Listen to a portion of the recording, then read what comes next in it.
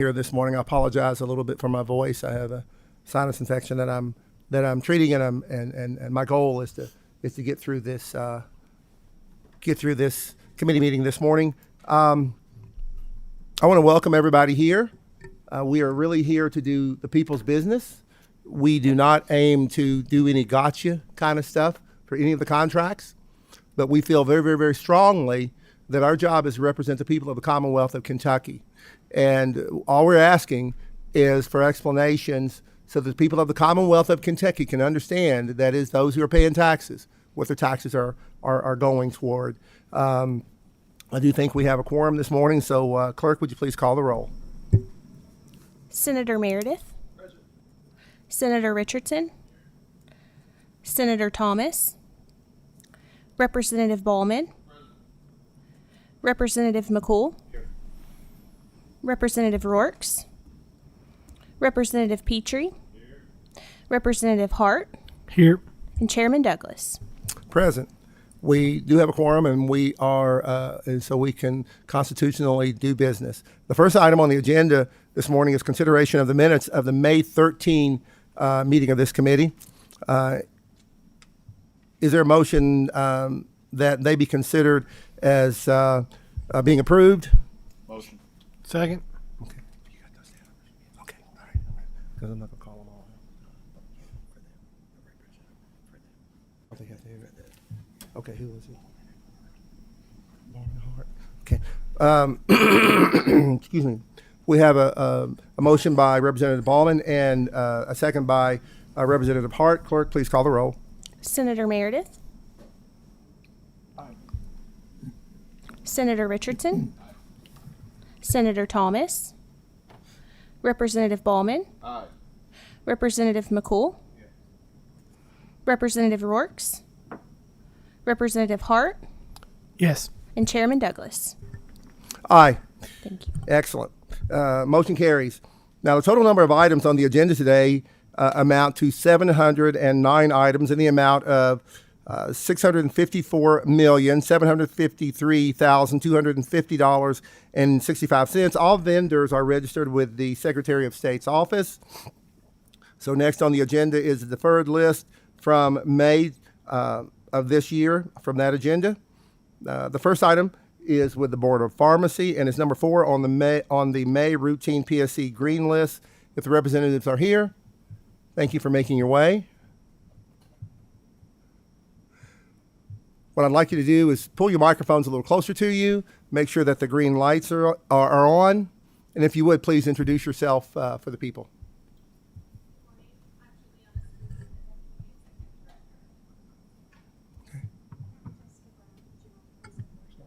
Are those green lights on, ladies? Yeah, Yes. We need that so we can record it. There we go. I'm Jessica Brown, General Counsel for the Kentucky Board of Pharmacy. Thank you. Would you? Juliana Sweeney, Deputy Executive Director for the Board of Thank you so Pharmacy. very much. Would you please raise your right hands? You solemnly swear to tell the truth, the whole truth, and nothing but the truth. I do. Thank you very much. With that being said, Senator Meredith has some questions. Thank you all for being here this morning. I'm going from memory, Mr. Chair, and we know that's always dangerous, but I think the reason I request this contract be pulled was it appeared to me to be a new contract for legal services. Is that correct? No, we have had this contract with KYPRN. The program has been in existence since 1998. This contract gets renewed every several years. So this is a new one with the option to renew for 2 more years. But it's been the same company who has bid on it and who has received the contract. Explain the option to renew to me.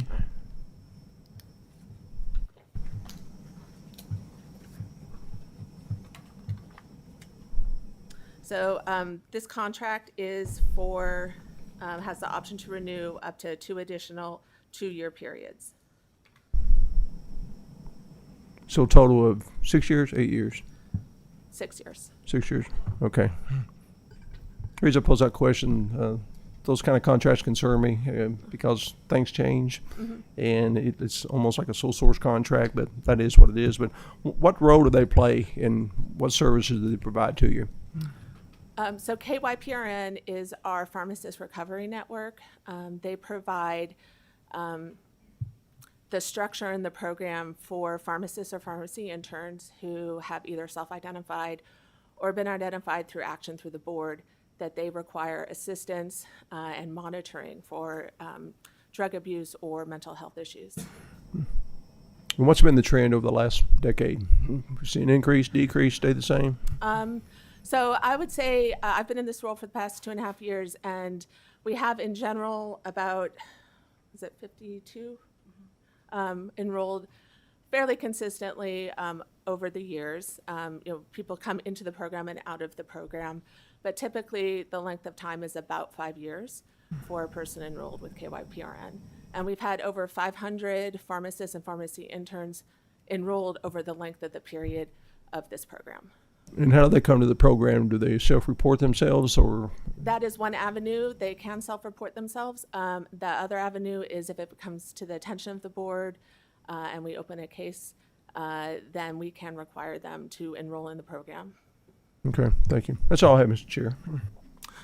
Thank you, Senator Meredith. I do have a question. What's the follow-up with the persons who go through this program? Because the recidivism rate is actually significant most of the time, and I just want to know what you do to follow up. So with the program, they are enrolled typically for several years in the program as part of a stipulation of an agreed order. 5 years is fairly typical.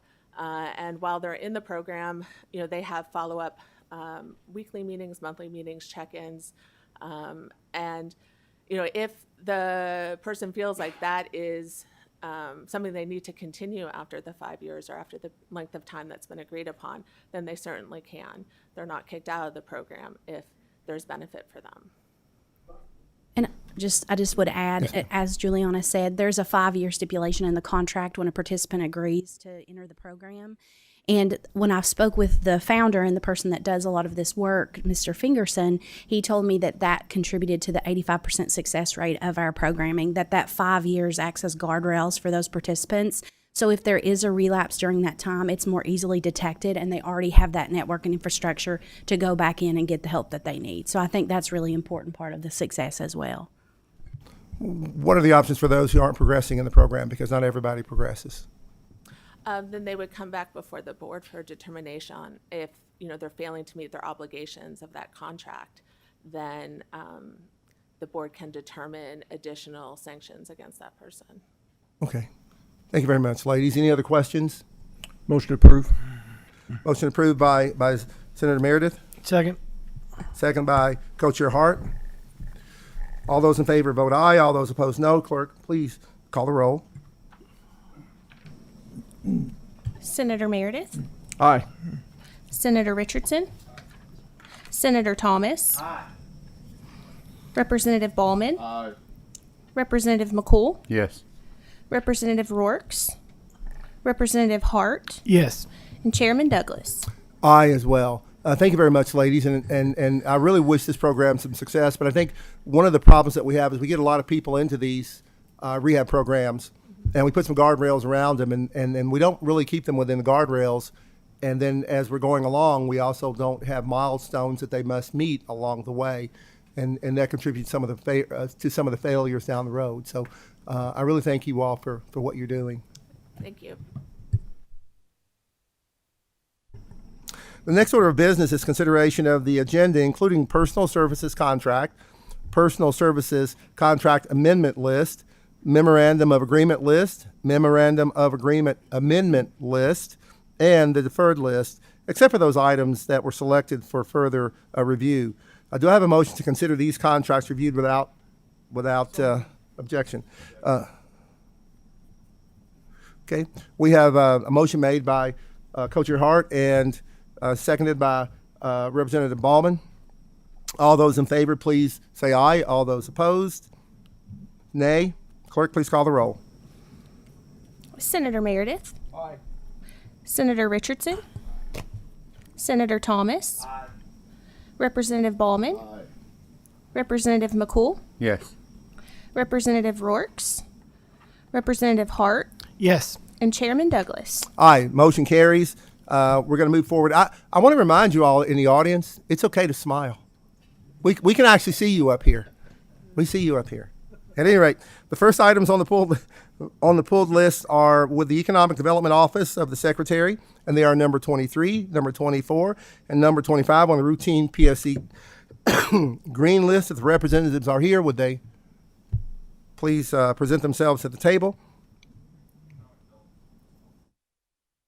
Yep. Thank you. Myself and Senator Meredith. Senator Meredith has some questions. Senator Meredith, you have a question on number 22. And I guess also you have questions on number 23 and number 24. I assume you want them to identify themselves. I do. I was going to give them a little bit of time. Yeah. Thank you, Mr. Chairman. Are you comfortable? I really like it when you pull the microphones a little closer. They're okay. I think the people do pretty well in cleaning them. Speaking to the microphone. I'm not trying to be funny. I really. So we're trying to record all this. I just want to make sure. So if you'll please identify yourselves for the record. Mr. Chairman, this is Jeff Knoll, and I am the Secretary of the Kentucky Cabinet for Economic Development. Yep. Matt Wingate, I'm the General Counsel for the Cabinet. Would you please raise your right hand, gentlemen? Solemnly swear to tell the truth, the whole truth, and nothing but the truth? I do. Thank you very much. Senator Meredith. Secretary Knoll, good to have you here this morning. It's always a pleasure to be here. Well, I want to thank you for a comment you made last interim session at my Health Services Committee meeting, unprompted for me. I think folks know my passion for rural Kentucky, particularly for rural health care. And you noted that it's almost impossible to recruit industry to rural Kentucky if you don't have a hospital. And in my 8+ years here, that's the first time I'd heard anybody ever acknowledge that, and I thank you for that, particularly this day and time, because rural health care is more distressed than it's ever been. Presently, I think there's close to 60 rural hospitals that are identified as financially distressed.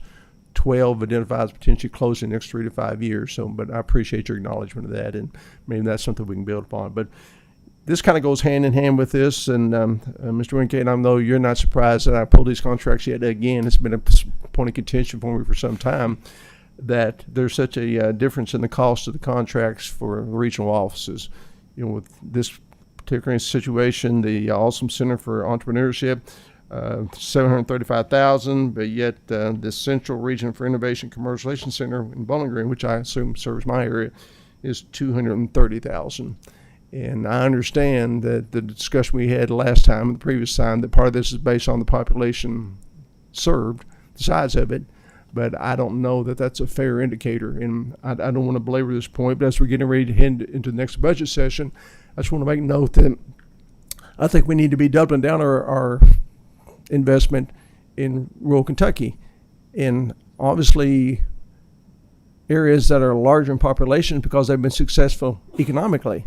Well, if you haven't been, obviously your population is going to be smaller, so it puts us at a disadvantage. It's almost like the reimbursement rates for health care. In rural Kentucky, we get 25 to 30% less than our urban counterparts for doing the same business, but how are we ever going to lift up rural Kentucky and create those jobs if we don't make a more substantial investment in those areas? So what I look for there is I'd like to see more parity with these contracts. I don't know if that's possible or not, but again, I don't know how you're going to create jobs in rural Kentucky if we don't make this kind of investment, and that's where the greatest return, I believe, is on our dollars. Senator, may I address that? I'll make sure this is on. Can you hear me? Mm-hmm. Try it again. There you go. Yeah, sorry about that. I apologize.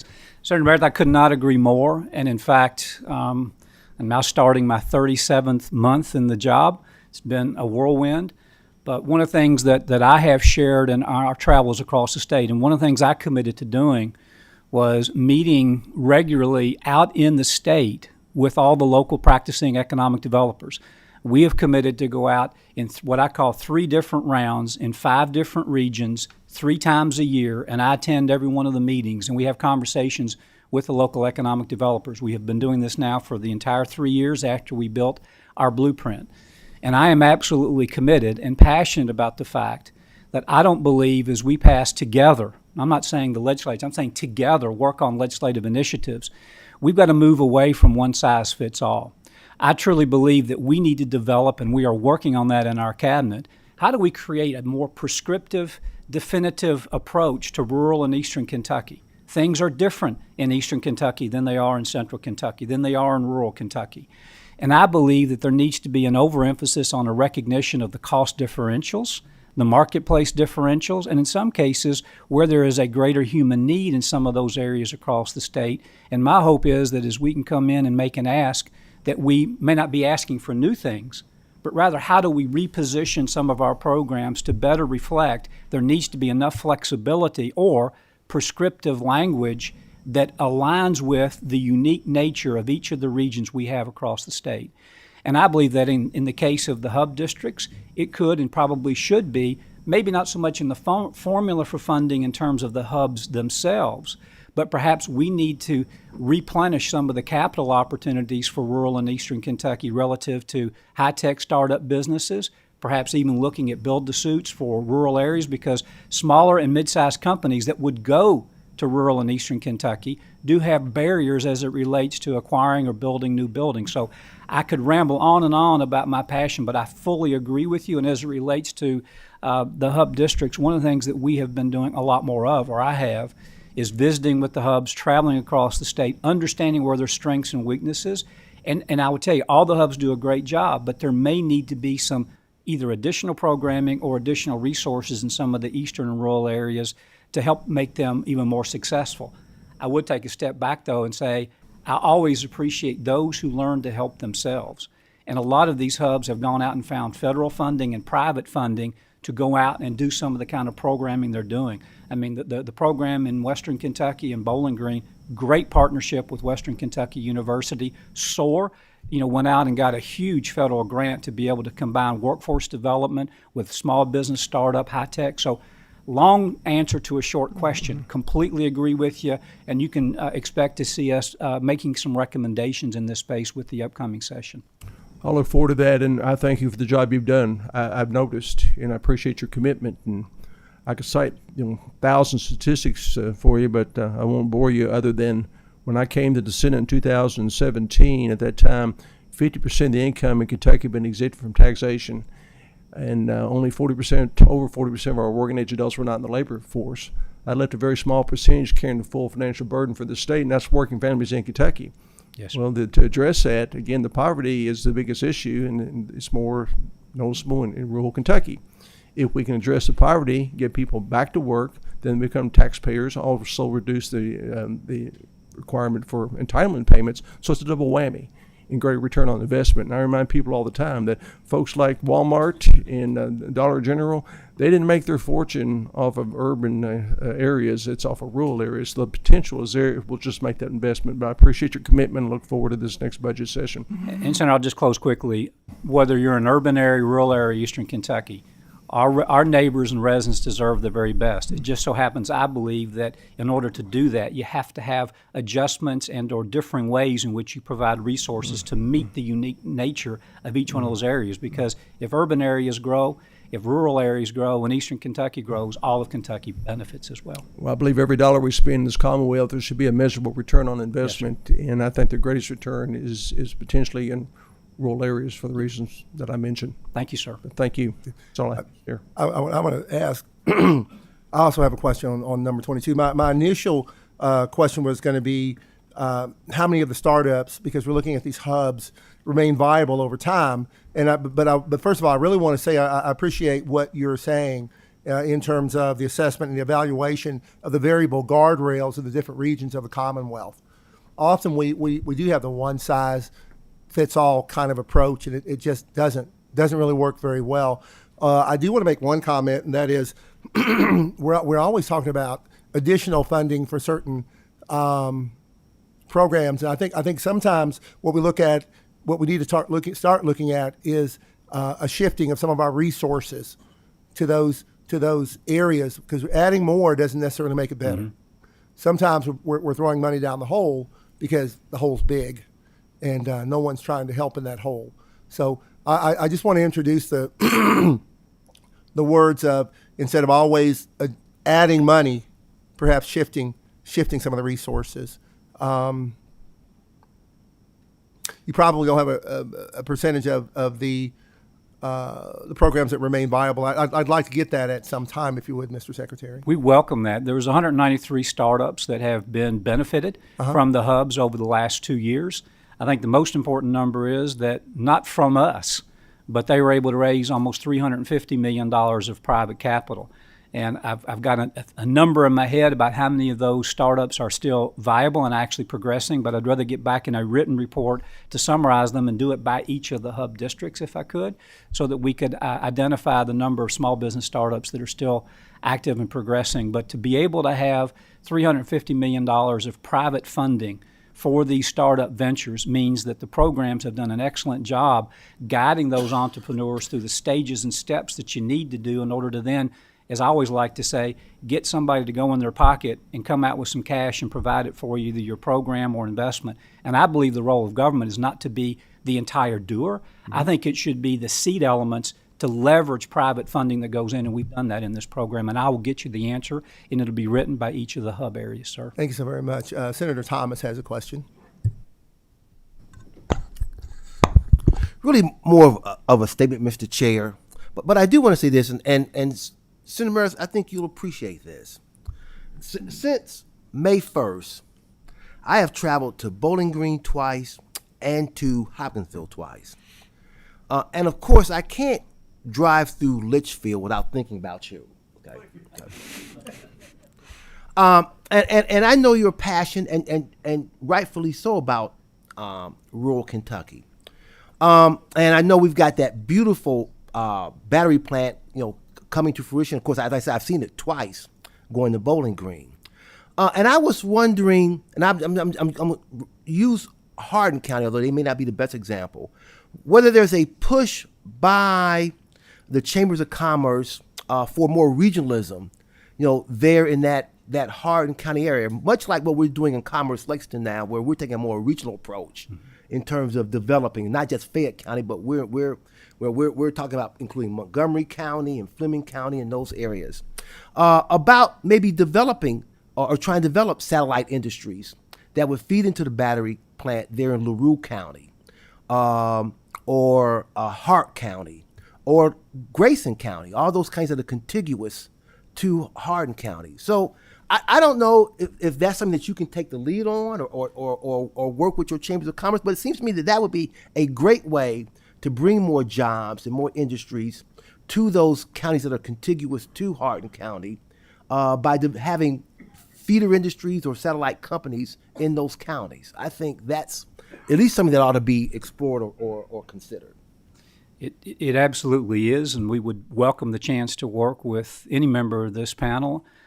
It's in our blueprint, and quite candidly, it's one of the reasons that our 5 enablers include workforce, because sometimes economic developers don't engage in how do you help workforce and make the connection between employers and individuals. How do we also get more involved as economic developers in placemaking and community development, because that's how you attract those jobs. And I just want to thank everyone on this panel. Our KPDI program was a real breakthrough because many of the counties that you mentioned have been awarded a KPDI grant. And unless you have a site and an opportunity for those satellite companies to locate, you're not actually going to ever be able to see that realization. The challenge is to develop sites and industrial parks the right way. I don't believe just putting a sign out and a piece of dirt means it's an industrial park. I like to see investment first follow due diligence work and then have the sites actually be viable, and we're seeing that all across the state, and we're seeing some of these satellite opportunities go up in more of the rural areas, in a personal opinion. Not the big 300, 400, 500 employer opportunities, but those that are less than that are the ones that are the suppliers that we really need to work doubling down on getting them to go into those rural areas. And in some cases, it may require additional resourcing to make them to choose that rural area. But the quality of the workforce, the quality of life that's there, the pace of life that's there, there's a lot of real advantages for these suppliers to be looking at these rural areas. So I welcome that opportunity, Senator Thomas. Okay. Thank you very much, Mr. Secretary. Senator Meredith, did you have a question on 23 and 24? No question, just follow-up comments. And Senator Thomas, thank you for your comments as well. And next time you're in Litchfield, just give me a call. We'll go grab something to eat, okay? I want to comment about regionalization. It certainly has its role, but it concerns me as well because it means a lot of different things, a lot of different people. And there's a great book, I don't know if you've ever seen it or not, called 7.5 Keys to Success in a guy named Jack Schultz, and it's based on the theory of economic equilibrium. It says everything you pursue has to be a symbiotic relationship. And that's what's missing sometime in regionalization. It says, we'll bring this all together, but if you're sucking resources out of rural communities and not replacing them with anything, then that's not a long-term strategy. It's short-term gain, but long-term loss. And I think we're seeing that to some degree with something as simple as the regional licensing that we have.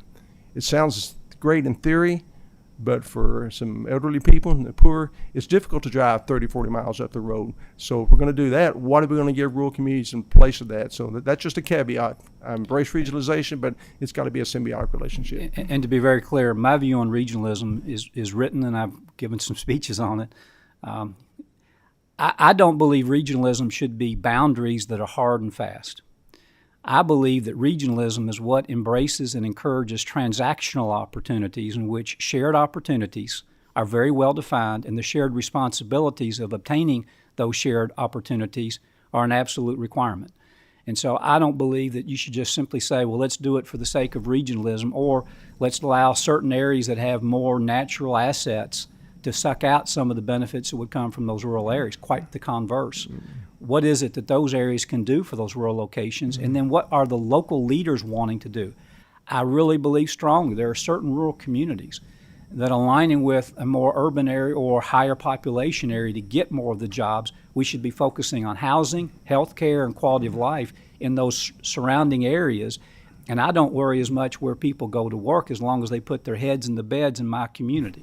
I think those are the kind of things that, for me, are the drivers of regionalism, and I don't like, and I never have ever espoused, let's just talk about regionalism for regionalism's sake. It is truly transactionally oriented. Where's the benefits? And let's clearly define the shared responsibilities that require us to then achieve those shared opportunities, and let's be very flexible so that each of those partners can define what's best for them. Thank you. Mr. Chair, if no other questions or comments, I'll make a motion to approve those contracts. We have a motion by Senator Meredith. Do you hear a second? Second by Senator Thomas. All those in favor say aye. All those opposed say no. Clerk, please call the roll. Senator Meredith, Aye, and thank you for being here. Senator Richardson, Senator Thomas, Representative Ballman, Representative McCool, Yes. Representative Rourks, Aye. Representative Hart, Yes. and Chairman Douglas. Aye. Thank you very much, gentlemen. The ayes have it. The contract will be approved. Thank you very much. Next item on the list, on the pulled list, Kentucky Lottery Corporation. I know they absolutely love to be here. On the routine PSC green list, representatives are, as they're making their way. I have a very simple question that won't take very long.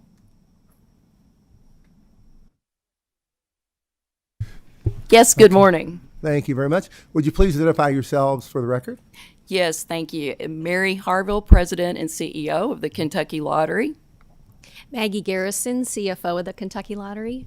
T.H. Morris, Chief Technology Officer, Kentucky Lottery. Thank you very much. One more. Jennifer Lewis, CLO of the Kentucky Lottery. It's quite all right if you want to pull a chair up. Pardon me. Would you please raise your right hands, please? Do you solemnly swear to tell the truth, the whole truth, and nothing but the truth? Yes. Oh, thank you very much. With that being said, my question is pretty simple. We're talking about a significant amount of money for this particular contract, and the two questions I really had was: is there going to be some new upgrades in the system, and how is this going to impact the return on the investment that the people of the Commonwealth of Kentucky are making in this particular system?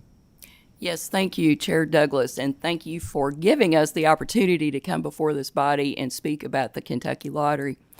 These are obviously very important contracts to us because I've brought my A-team with me. There are actually two contracts here that are part and parcel of the same deal, and you're pulling, I guess, the retail traditional contract, which is the $18 million one. There's also one that's up for approval at the same time. It's for our iLottery or internet sales contract as well at $17 million. Now, both of these contracts, mission critical. These contracts are with our vendor, IGT, and they ensure that lottery games are into the hands of the players that want them. The first contract, their traditional retail, 3,000, probably 3,500 retailers now all across the Commonwealth that sell lottery products. That system is what allows those retailers to be connected with us and sell those tickets. And the other contract, the iLottery or internet sales, 17 million, that's what allows folks to purchase lottery products through kylottery.com. So mission critical contracts. We negotiated this deal a couple of years ago, so we're in our third time we've been up here after filing. We did meet with a few of the members of this body before because, again, it's a mission critical deal, both of these contracts. So 2 years ago, we negotiated what was ultimately a great deal for us. Cost savings, first and foremost. We had a number of vending machines. You may have seen them at retail. We have about 2,400 of them out there. We were able to get a few of those a few years ago, and they still have life on them. They're right now only 8 years old. And through this contract, we're able to keep them in the field and have cost savings in that regard, as well as some other cost savings fees that were eliminated. Also, to answer your question, indeed, we do have equipment upgrades. We're refreshing all that equipment you see at retail. When you go inside your Quick Trip or your Wawa, Kroger's, and you purchase a ticket out of the terminal, all those terminals are going to be refreshed. We're getting new ticket checkers, things that those retailers really want to keep that equipment looking good. Cashless ability to have cashless purchases on our vending machines and bill acceptors. And as well, we're getting some new features. We put out an RFI a few years ago to see what was out there, and we determined there were a few things we wanted and we could get it from this vendor.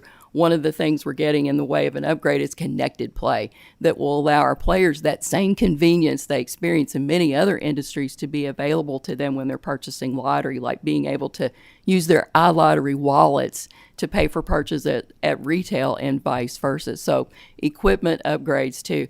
And another important thing about this deal is that we avoid the risk of business disruption, which is a common issue when you change vendors. The risk here is all on the vendor of making the conversion happen. And in this case, we got to convert with the same vendor. We are in the process of doing that right now. We're very excited to have gotten all these things because we did this deal a year early. And one other important point about this, the big dollar amount, the $17 and the $18 million you see with these contracts are percent of sales. So we don't pay a dime until it's earned. There's no risk on us and no taxpayer dollars involved in this. So again, percent of sales, very important to us. That's common in the industry. I think one lottery in the U.S. does not have that arrangement on their contracts. And then to your question about return on investment, I know that's very important to you, Chair Douglas, and this whole body.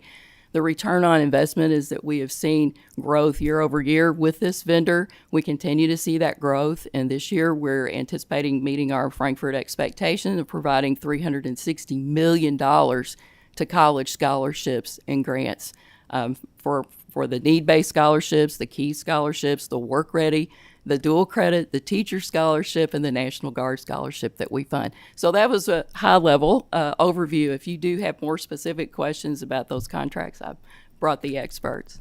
Well, Senator Thomas has a question. Senator Thomas? Yes. You don't? Oh, okay. Are there any other questions? Well, you've answered my question. Do you have a motion to consider this contract reviewed? Second. I didn't hear the motion. Oh, well, then I'll make the motion. Okay. I thought somebody already made it. Motion made by Co-Chair Hart and second by Representative Ballman. Thank you very much, ladies, for the presentation. All in favor say aye. All opposed say no. Clerk, please call the roll. Senator Meredith? Aye. Senator Richardson? No. Senator Thomas? Aye. Representative Ballman? Aye. Representative McCool? Yes. Representative Rourke? Aye. Representative Hart? Yes. And Chairman Douglas. Aye. The ayes have it. The contract will move forward. Thank you very much for all the information, ladies. Thank you all. Thank you for the opportunity.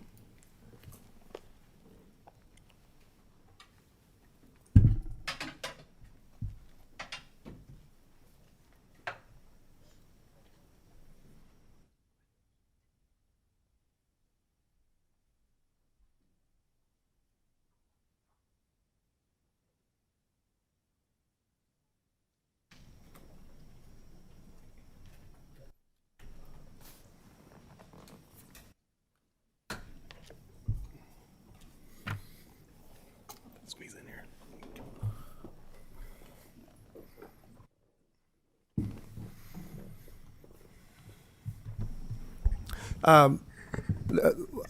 We have a point of privilege that's been asked, and Senator Thomas has asked if we could skip forward. I think it's approximately page number 6. The next item we'll be looking at is the pulled list is the University of Kentucky. It's number 13 on the PSC list under 10,000. It's the goldenrod list. I'm sorry. Sorry, gentlemen. No worries, sir. My apologies. Mm-hmm. They're paying attention.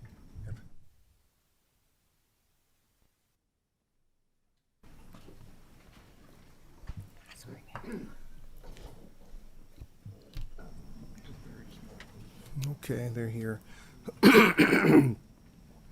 Please pull the microphones close. Make sure your green light is on. If you'll identify yourselves for the record.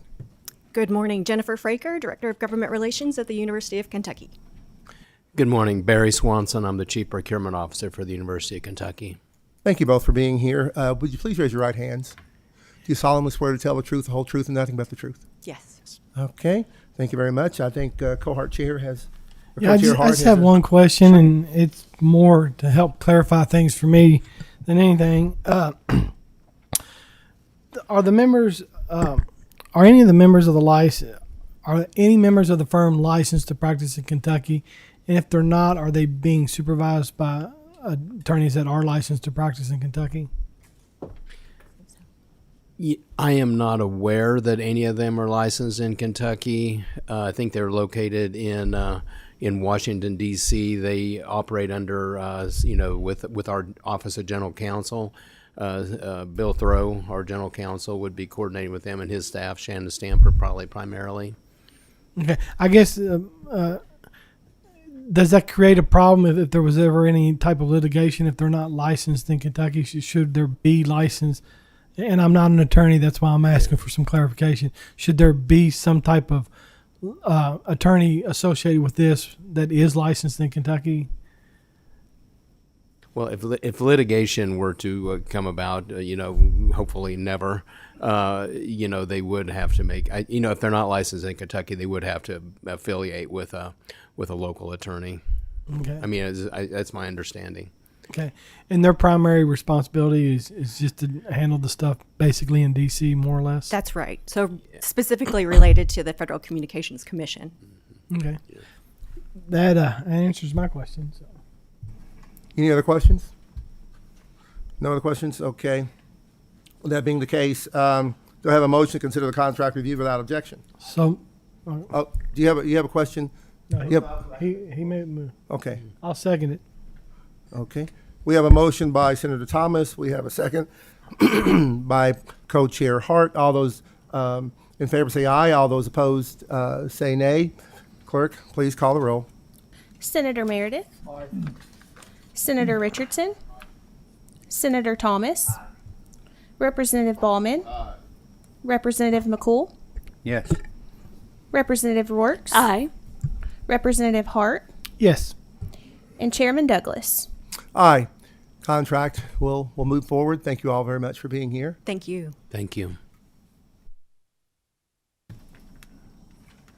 Now the next item on the pulled list is the Kentucky State Police, number 36 on the routine PSC green list. Gentlemen, I'm sorry I had you all move up forward, but I'm really happy for your aggressiveness. If I have law enforcement, I'd rather have law enforcement who is aggressive rather than passive.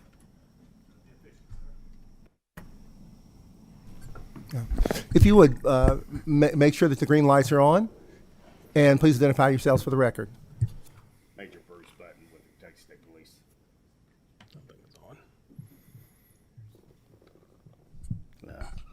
Major Bruce Button with the Kentucky State Police.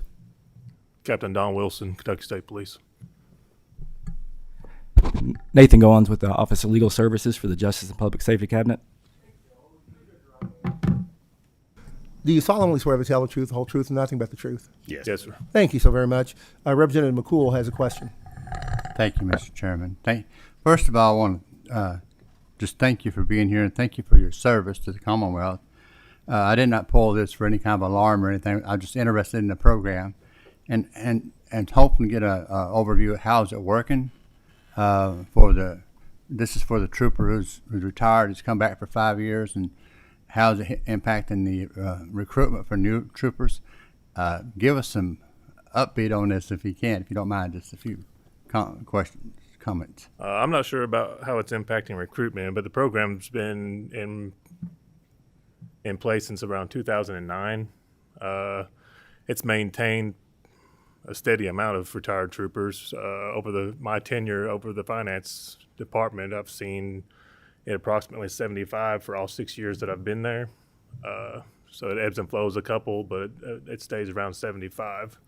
In regards to the newer troopers, I mean, it's experience that we've kept in the field. So it helps be leaders to them when supervision's not around, because you have more tenured guys in the night shift when there's less senior guys that are around. So things are going well, isn't it? Oh, yes. That's all I have, Mr. Chairman. I make a motion to approve. Who was that? Ballman? Richardson. Okay. We have a motion made to approve the contract by Representative McCool and a second by Senator Richardson. All those in favor say aye. All those opposed say nay. Clerk, please call the roll. Senator Meredith. Aye. Senator Richardson. Aye. Senator Thomas. Aye.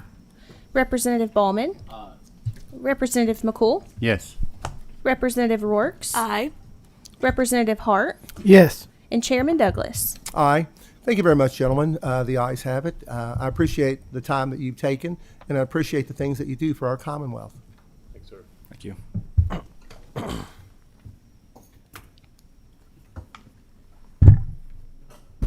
Next item on the pulled list is with Kentucky State University. Next item on the pulled list is with Kentucky State University.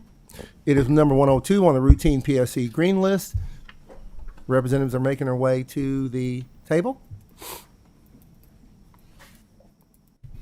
Get comfortable, pull the microphones a little closer, make sure your green lights are on. And if you would, just introduce yourselves for the record. Good morning, I'm Fran Pinkston. I'm the Purchasing Director for Kentucky State University. Good morning, I'm Melissa Hicks, and I'm the Interim CFO and Controller. Okay, thank you, ladies. Would you please raise your right hand? Do you solemnly swear to tell the truth, the whole truth, and nothing but the truth? Yes. Thank you very much. Co-Chair Hart has a question. Thank you, and thanks for being here. The contract that we're looking at, it's effective from May 15th to June 30th of this year. And it's got a $202,615 allocation for 5 consultants. I just was wanting, can you clarify or explain to us the accreditation, the process and the accreditation application and when it's due, and what specific type of accreditation is being pursued with the Southern Association of Colleges and Schools?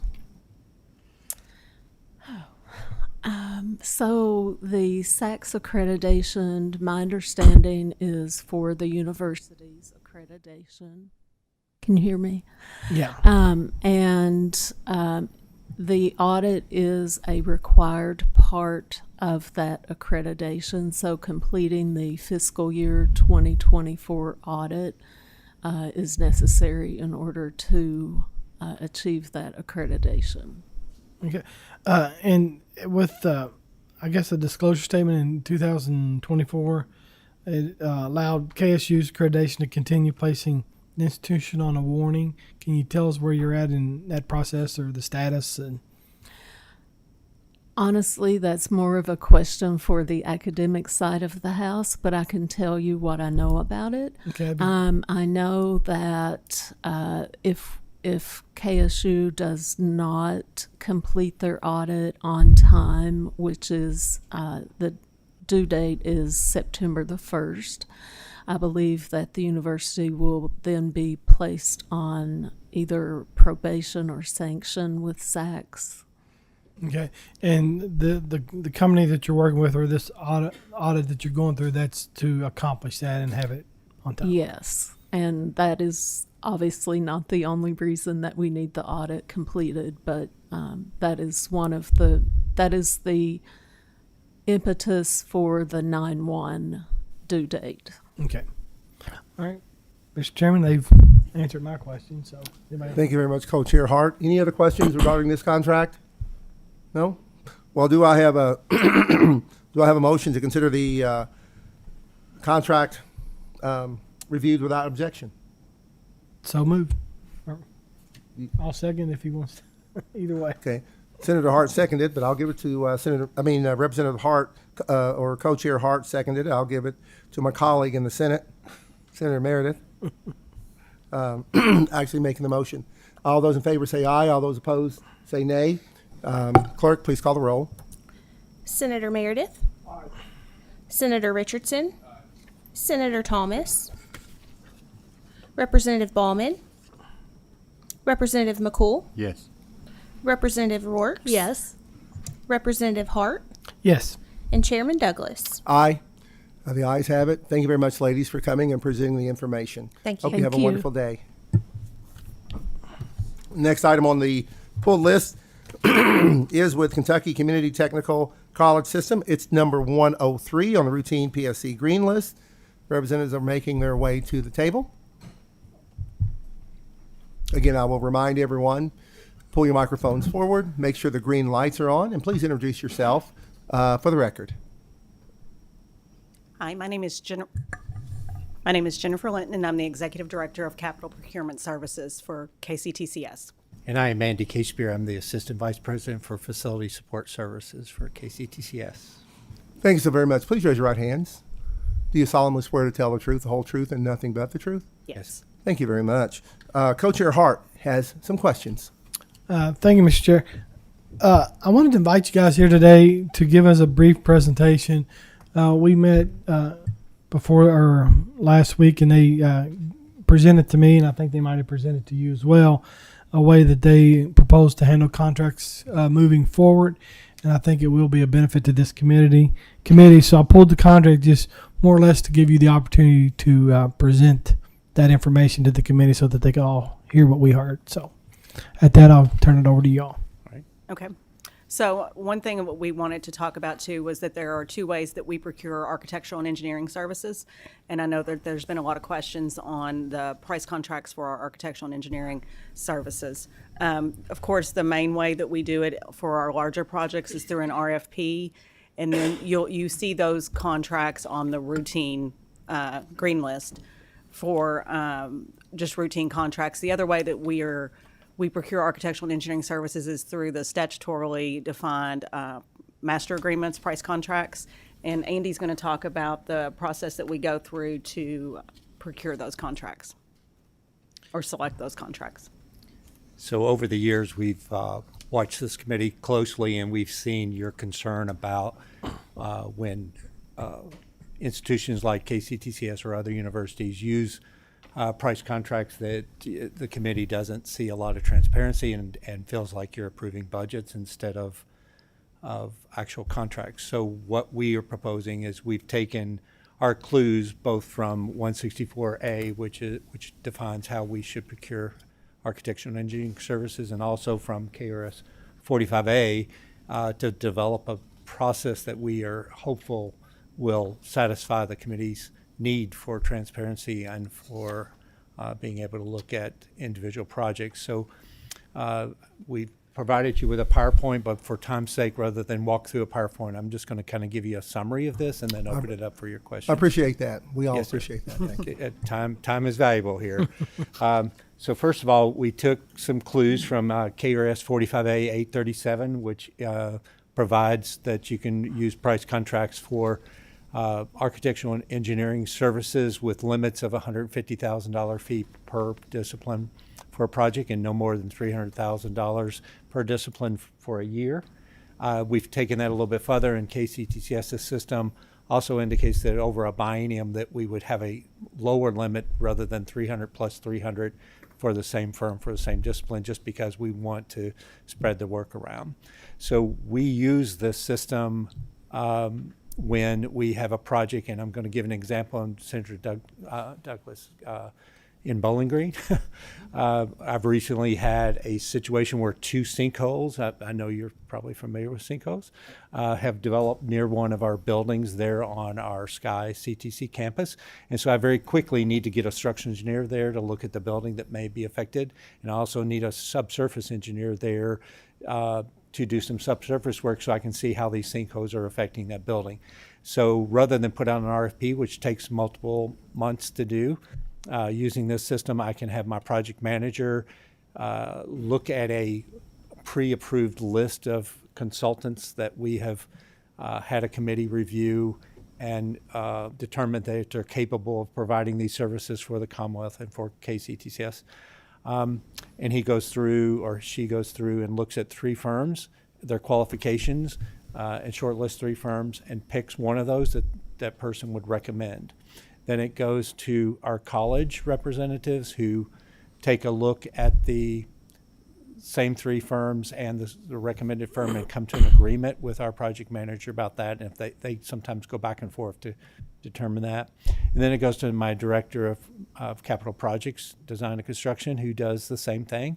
So if the 3 of those are in agreement, then that firm that is selected plus their fee, which is based on an hourly basis, would go to Jennifer to basically approve or agree to that, and then it comes to me for that agreement.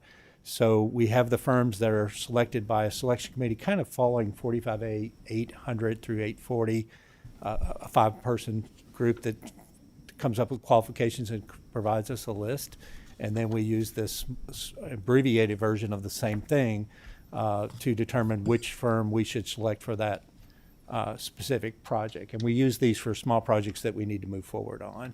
And then what we would propose to do is monthly provide you, this committee, with a list of those firms that were selected for those small amounts of fee, and to keep you updated on a monthly basis with those.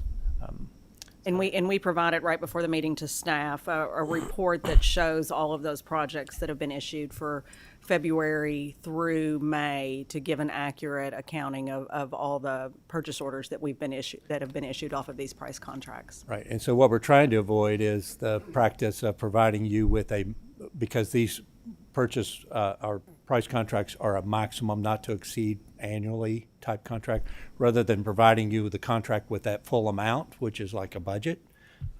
We would provide you with these individual purchase orders off of that price contract, and we would execute that price contract at the same time we do each of these individual things. So if we have a firm that we award a small project to, and then a few months later we have another project that they're suited for and award that, you would see that cumulative amount coming before you, so that we would not exceed those maximum per year and per biennium.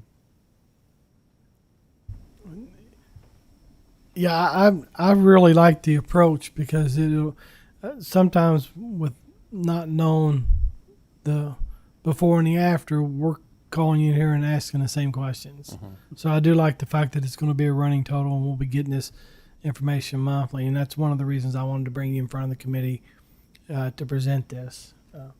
And I don't have any other questions, but I would encourage the use of this process.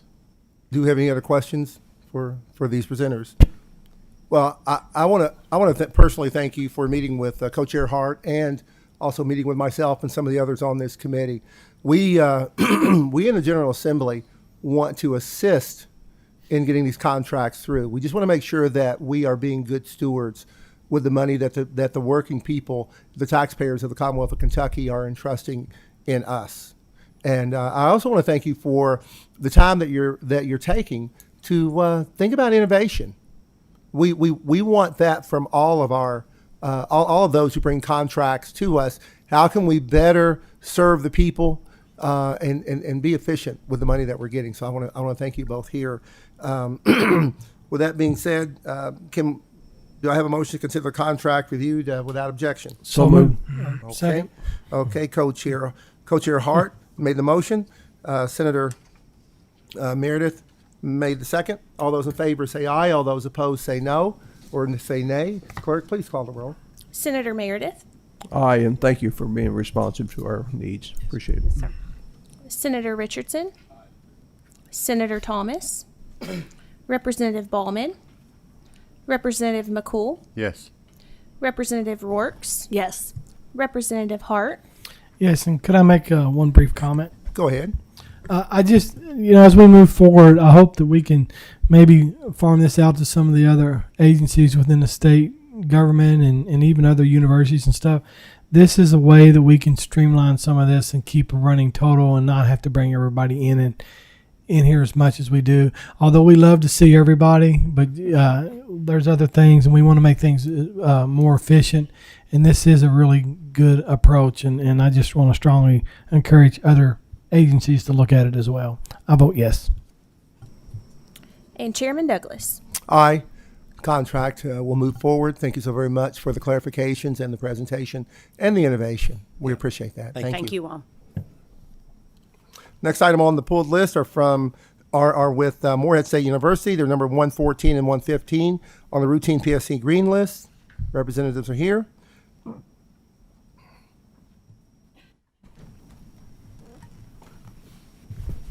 Again, make yourselves comfortable. Pull the microphones closer. Make sure your green lights are on. Please introduce yourselves for the record. I'm Andrea Stone. I'm the Director of Procurement for Morehead State.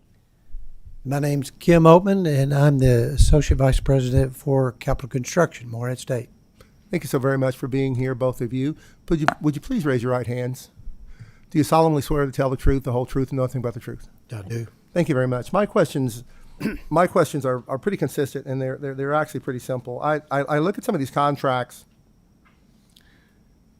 and it scares me when I hear or see, I should say, miscellaneous services. That's kind of an open-ended. I'm not saying that as a criticism. I'm not, miscellaneous services always bothers me a little bit, because then I have to go back and ask how much of the contracts are traditionally used, how much, the money that's been appropriated is traditionally used. Could you answer?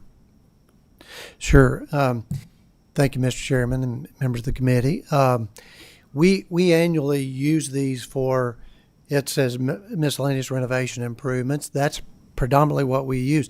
For the capital projects that we do, we would do a sole solicitation for those larger projects. So we call it miscellaneous because we have architecture and engineering. We break it into two basic groups. I think other universities may do differently in that having specific engineering firms and architectural. We just do architecture and engineering. We're a pretty small, really capital budget. So we just do those two, and very, very similar to our colleagues at KCTCS.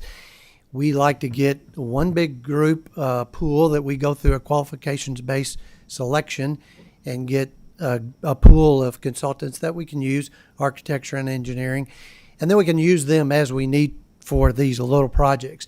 In the past, to answer your question, we've, I think last year our limit went up to 950 engineering and 950 architectural. We used roughly about 30% of that. So I dug up the information of the past 2 years or past two bienniums, and we always stay at less than 50% of what we ask for.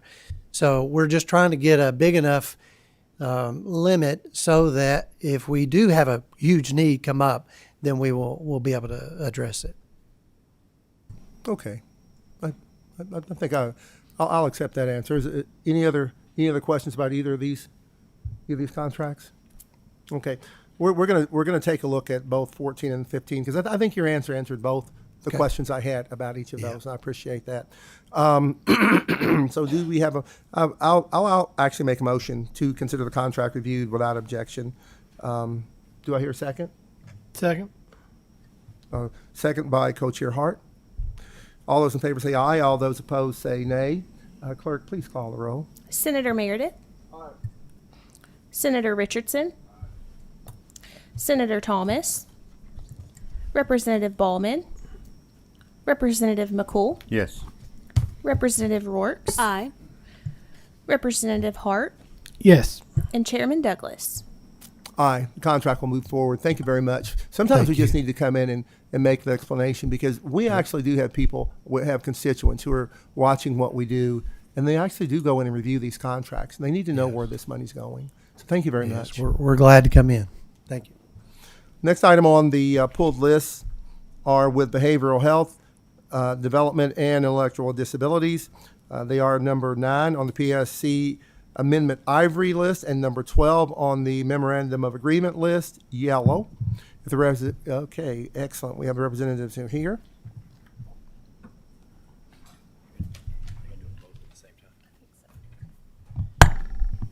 Again, I always ask that you make yourselves comfortable. You may not need to be that comfortable, but sometimes you're here a little bit longer than we think. If you would, pull the microphones forward. Make sure your green lights are on. And please introduce yourselves for the record. I am Dr. Caitlin Hood. I am an assistant director in the Division of Substance Use Disorder within the Department for Behavioral Health, Developmental, and Intellectual Disabilities. And hi, Alan Brenzel, medical director for the Department of Behavioral Health, Developmental, and Intellectual Disabilities. And I'm Jennifer Moore, assistant director within the Department for Behavioral Health, Developmental, and Intellectual Disabilities. Thank you all, and welcome. Would you please raise your right hands? Do you solemnly swear to tell the truth, the whole truth, and nothing but the truth? I do. Thank you very much. Representative McCool has some questions on number 9 and number 12. Thank you. Thank you, Mr. Chairman. Thank you for being here today, too. Certainly appreciate that.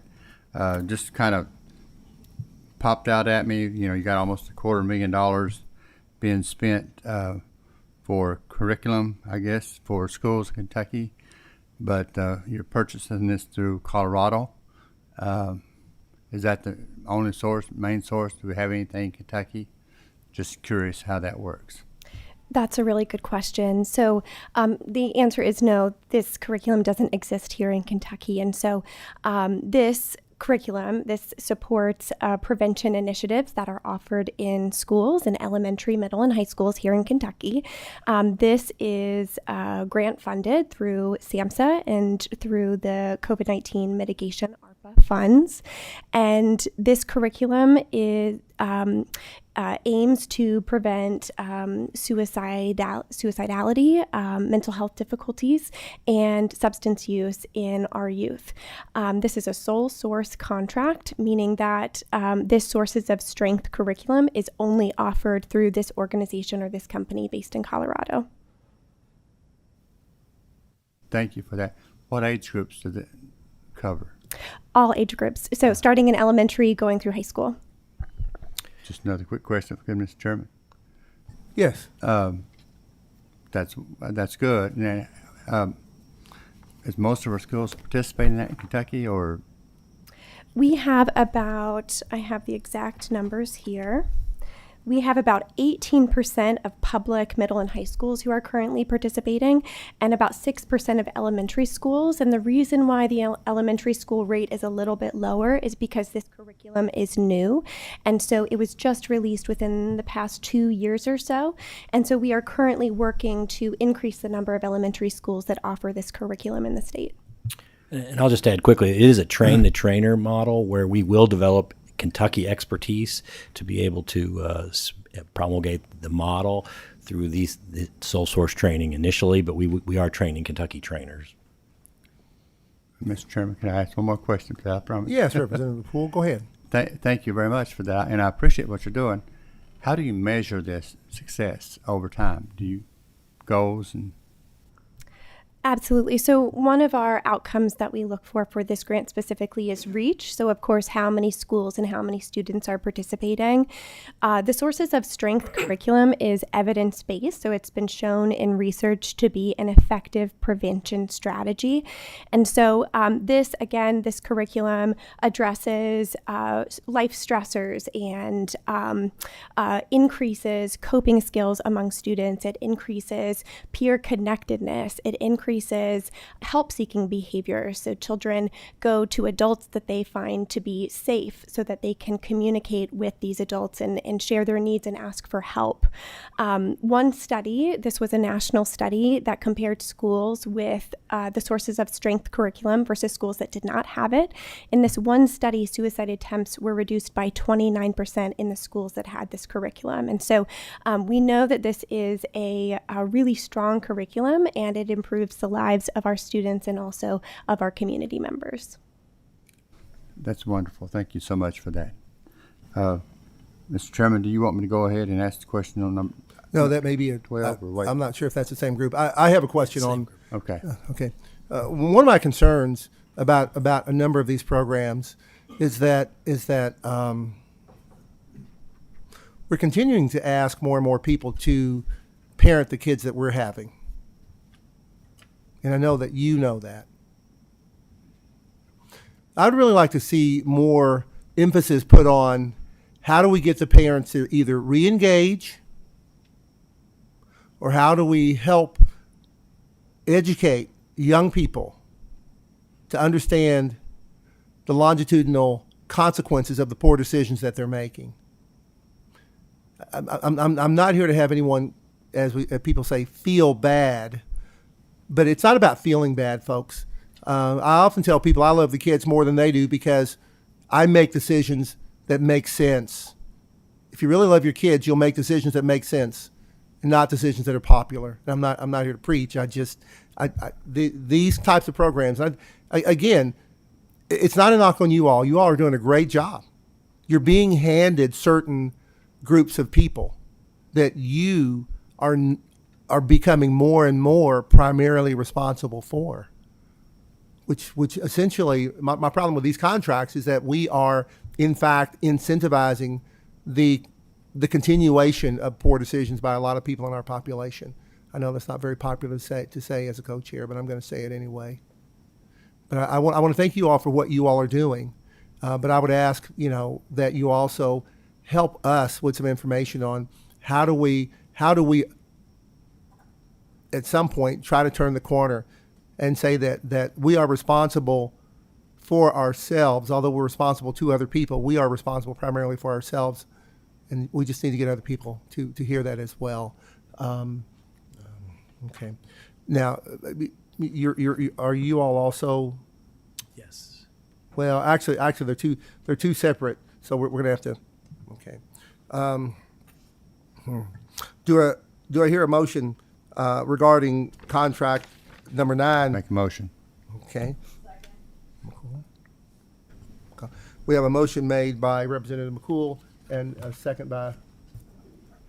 Right.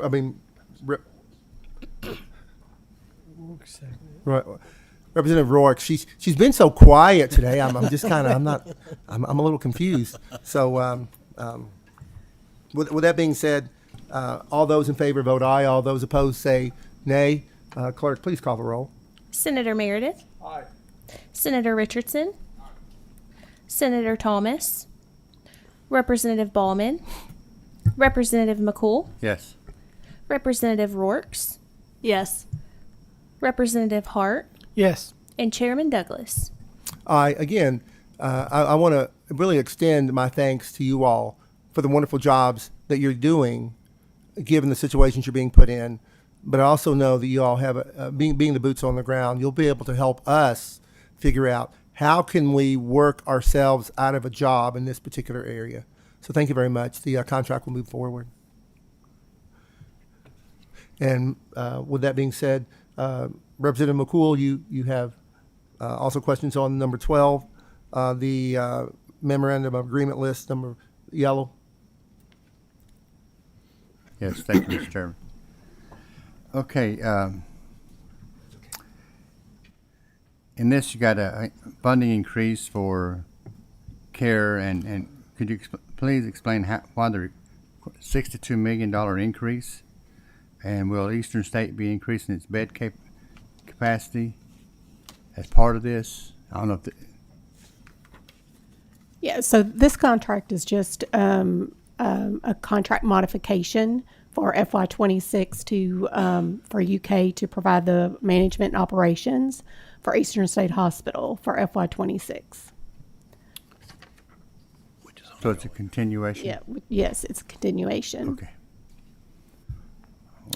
And just in terms of beds, the facility is licensed for 204 individuals. The census does vary depending on demand, so we serve all duly executed civil commitments in that region, and so it's dependent on number of folks referred involuntarily. Last June, we hit a high of near our census limit and actually went over for a day or two. We have taken measures to look at that, and the current census over the last 3 to 4 months has been running around 160, 155. So, they meet the full capacity of the license of the facility. The UK contract includes up to 204 beds. Thank you very much. Thank you, Mr. Chairman. Thank you, Representative McCool. Any other questions regarding this contract?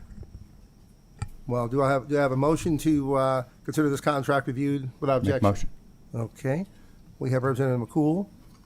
Second. Okay, second by Co-Chair Hart. All those in favor vote aye. All those opposed say nay. Clerk, please call the roll. Senator Meredith.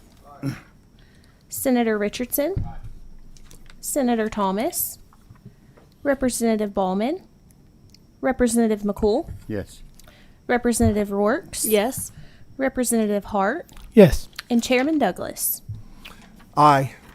Thank you so very much for the presentation and for the information. And again, I want to pat you guys on the back for the job that you're doing. Thank you.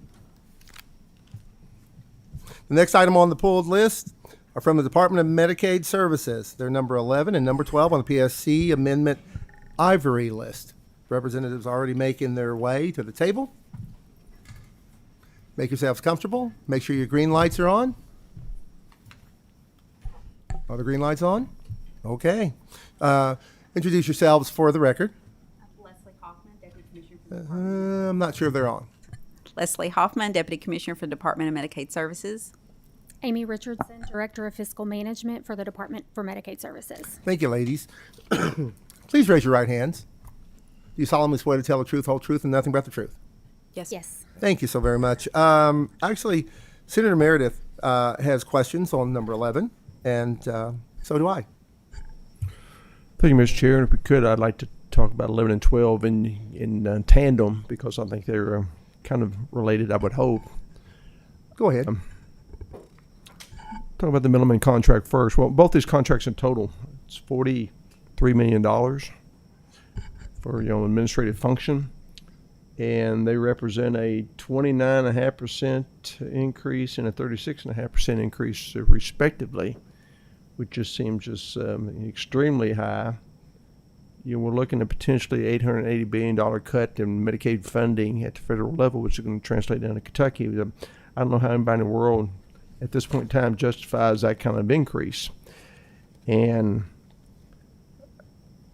particularly in talking about the minimum contract first, that we had a modifications contract back in March without additional funds. Is that included in here or anywhere? Where does that translate into this? This is an additional contract modification to the one that we had in March. So how much was the increase in March? I do not have that number with me today. So we had an increase in March and we're increasing above and beyond. What was the original contract? I do not have that information with me either. I just have the modification amount. I apologize. Okay, this is a renewal. So is this the first renewal, second renewal, third renewal? This is actually the last renewal. So we're in our state fiscal year 26 will be the final year of this contract, and we will put an RFP out for state fiscal year 27 and 28 services. How long is the total contract? It was 6 years. 6 years, okay. how do they justify this kind of increase? Particularly, we're looking at the actual number of participants in Medicaid program declining. Correct. So the contract modification for Milliman is directly related to legislation that has been passed and funded in the last session. So, for example, there were 2 new directed payment programs. One is the Kentucky Trauma Hospital Rate Improvement Program, which is a result of Senate Bill 280. And then we have this Ambulance State Directed Program, which is a result of House Bill 152. And we have to have our actuary involved in those programs and certify the capitation rates and the directed payment total dollar amount in the certification that goes to CMS. I understand the role they're playing, understand the legislative mandate, but that just seems an exceptionally high increase, particularly given that we gave them additional funds back in March. Mm-hmm. What were the funds for in March? I would have to get back with you. I wasn't here in March to discuss that contract, so I would have to get back with you. Well, then you don't know the history of this. They've had this contract since 2020, and before they had the contract, a company called Wakely That's correct. had it, Mm-hmm. and they did the work for half the amount. Okay. So again, I'm talking about just a 29% increase, 29.5% increase, and it's more than that if you look at the original contract back in 2020. So I don't know. There's been legislative mandates each of those 2-year periods have increased the cost this much, but okay, they have to do the actuarial studies. We understand that. Mm-hmm. Where does that information go? It goes to the Centers for Medicare and Medicaid Services. They have to submit a rate certification to CMS. So, to prove that the rates that are established for the MCOs are actuarially sound. Is this information shared with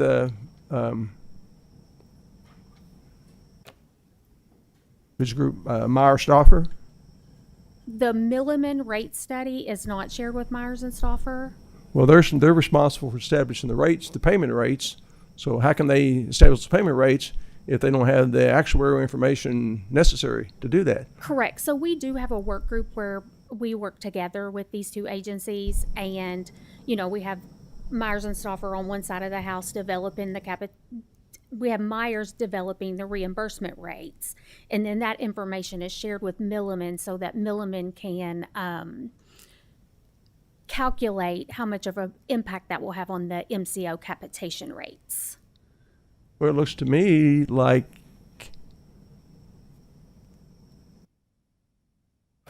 what's the name of the group here? Just a second. Looks like Milliman is doing the yeoman's work on this because they're calculating the numbers. Milliman is calculating how much the MCOs will be reimbursed for these programs. But they're looking at the individual rates because you said you had to file a report with the federal government saying here's what the rates Mm-hmm. could be, should be. Yes, that's correct. So I guess I just don't understand this flow of information, but it just looks like it's an excessive increase here. But let me talk about Myers Stauffer here. They too got an increase this past year. They did, yes. How much was that increase? I think it was a few million. I can get the few exact million? dollar amount. A few million here, a few million there. We're talking about real money. On the contract itself, on page 30 and 31, it looks like most of the additional amount requested has gone into ad hoc Yes, that is work. correct. So how do you establish what that payment should be if it's just ad hoc as needed? Right. So the ad hoc bucket under the Myers and Stauffer contract covers various programs that we have. One of those programs is the Team Kentucky 1115 waiver. So essentially, it's the ad hoc is just a bucket of money where if we ask Myers and Stauffer to do additional work on our behalf, they would bill the contracted hourly rate under that bucket. I get that, but how do you calculate what 4.3 million is going to buy you? I mean, how do you come up with that number if it's on an as-needed basis? How do you know? Is that based on historical Yes, it's based on historical, and it's based on the program needs and the program evaluation. And this contract is, we're only going to reimburse what they actually work. So they submit a monthly invoice showing exact hours that they work, and we reimburse them. So this contract is an up to amount, and they may not spend the entire contract amount. Historically, they have not spent the entire contract amount. I'm sure they would love to, though. And you got in the second year that it's going to be increased by another $1 million. That's 25% increase. That's correct. What's the justification for 25% increase? So the programs that were included in this contract modification, most of them are related to behavioral health programs, which were funded in House Bill 6. So we're talking about the reentry 1115 waiver that was in House Bill 6, the SUD 1115 waiver, SMI 1115 waiver, and the 1915I SMI waiver. Those were all funded programs in House Bill 6. And so then we work with Myers and Stauffer on those programs to establish reimbursement rates. Many of those that were also in House Bill 6 also had other bills that were driving them as well, so state bills. Then when these rates are established, is that what we're actually paying providers? The fee-for-service program is, yes, that's what we would be paying providers under fee-for-service. And then, many times the MCOs will utilize our rates as well, but they can negotiate their own rates. Then how close are those rates to the calculated rates? Like I say, if Myers Stauffer says, a colonoscopy should be $5,000, and MCO only pays $1,000, is there a check and balance there? Are they committed to? There is not. There's no requirement that an MCO has to pay our rates. That's right. Then other than the fee for service, what benefit is that information to us? If we're going to give that kind of latitude to the MCOs, why not just contract for rates just for fee for service? Wouldn't that save money?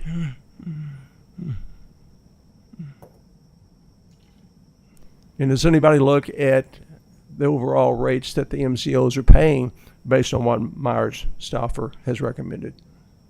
We do not do that. That I'm aware of. We do not. Well, I don't know of a single provider group that doesn't complain about their payments. That's nature, but it's been substantial. I'll look at dental services who haven't seen an increase in 20 years. Well, they've had this contract for many years. Have they suggested higher rates? If they are, how come we're not paying higher rates? Most of the time, and I'm sort of speaking out of turn just from historical knowledge, most of the time, if rates aren't increased, it's because of budget concerns. Yeah. But we as legislators don't get to approve the individual fee schedules. I mean, we have to have something to rely on. And if you got an agency who says, here's what your rates should be, but we're paying substantially less than that, who helps bring that to our attention so we can address these deficiencies? That's something we can take back and discuss internally if you would like us to. We can definitely discuss that with the commissioner. If I'm spending $43 million for information, I'd like to know what it's being used for and how it's being used. Another provision in this contract, it says that Myers Stauffer's has a Frankfurt office. That is correct. And they do operate from 8 o'clock to 4:30 every day. And if I call them today at 4:30, someone will be there. That I is call correct. them tomorrow, somebody will be there. Is that office expense included in this contract, or is that their responsibility? We pay an established rate, an hourly rate. So I would assume that the rate that we pay does have the, if they lease the property or whatever, we pay those fees within that established rate. We just went through some legislation requiring rebasing for our long-term care industry. Why did we have to incur that additional expense if these folks are supposed to be generating this information for us? I mean, it isn't rebasing, say, we're looking at the numbers, here's what you should be paid. Mm-hmm. For nursing facility reimbursement. Then, again, what's the value of Myers-Stauffer's information if we already know that? It seems redundant. So, for specifically for nursing facility, those rates are updated quarterly. So it's not you establish a rate and it's that rate forever. So specific to nursing facility, Myers and Stauffer does a quarterly analysis of the rates, and the rates are updated quarterly. Is that for both the MCOs and fee-for-service? So long-term care is carved out of the MCO contract. So nursing facility is specific to fee-for-service I want only. to specifically that surface again. It's been 20 years since we've seen an increase in payment rates to long-term care facilities. So we've been doing this work all along, saying here's what the rate should be, but we're not going to pay you that. Yeah. So now we're going to do another study to rebase and show what they should so, pay. But we have rebased, and we are currently paying those But I mean, rebased why are rates. we rebasing if we already had that information? We should have that information from one of these two firms.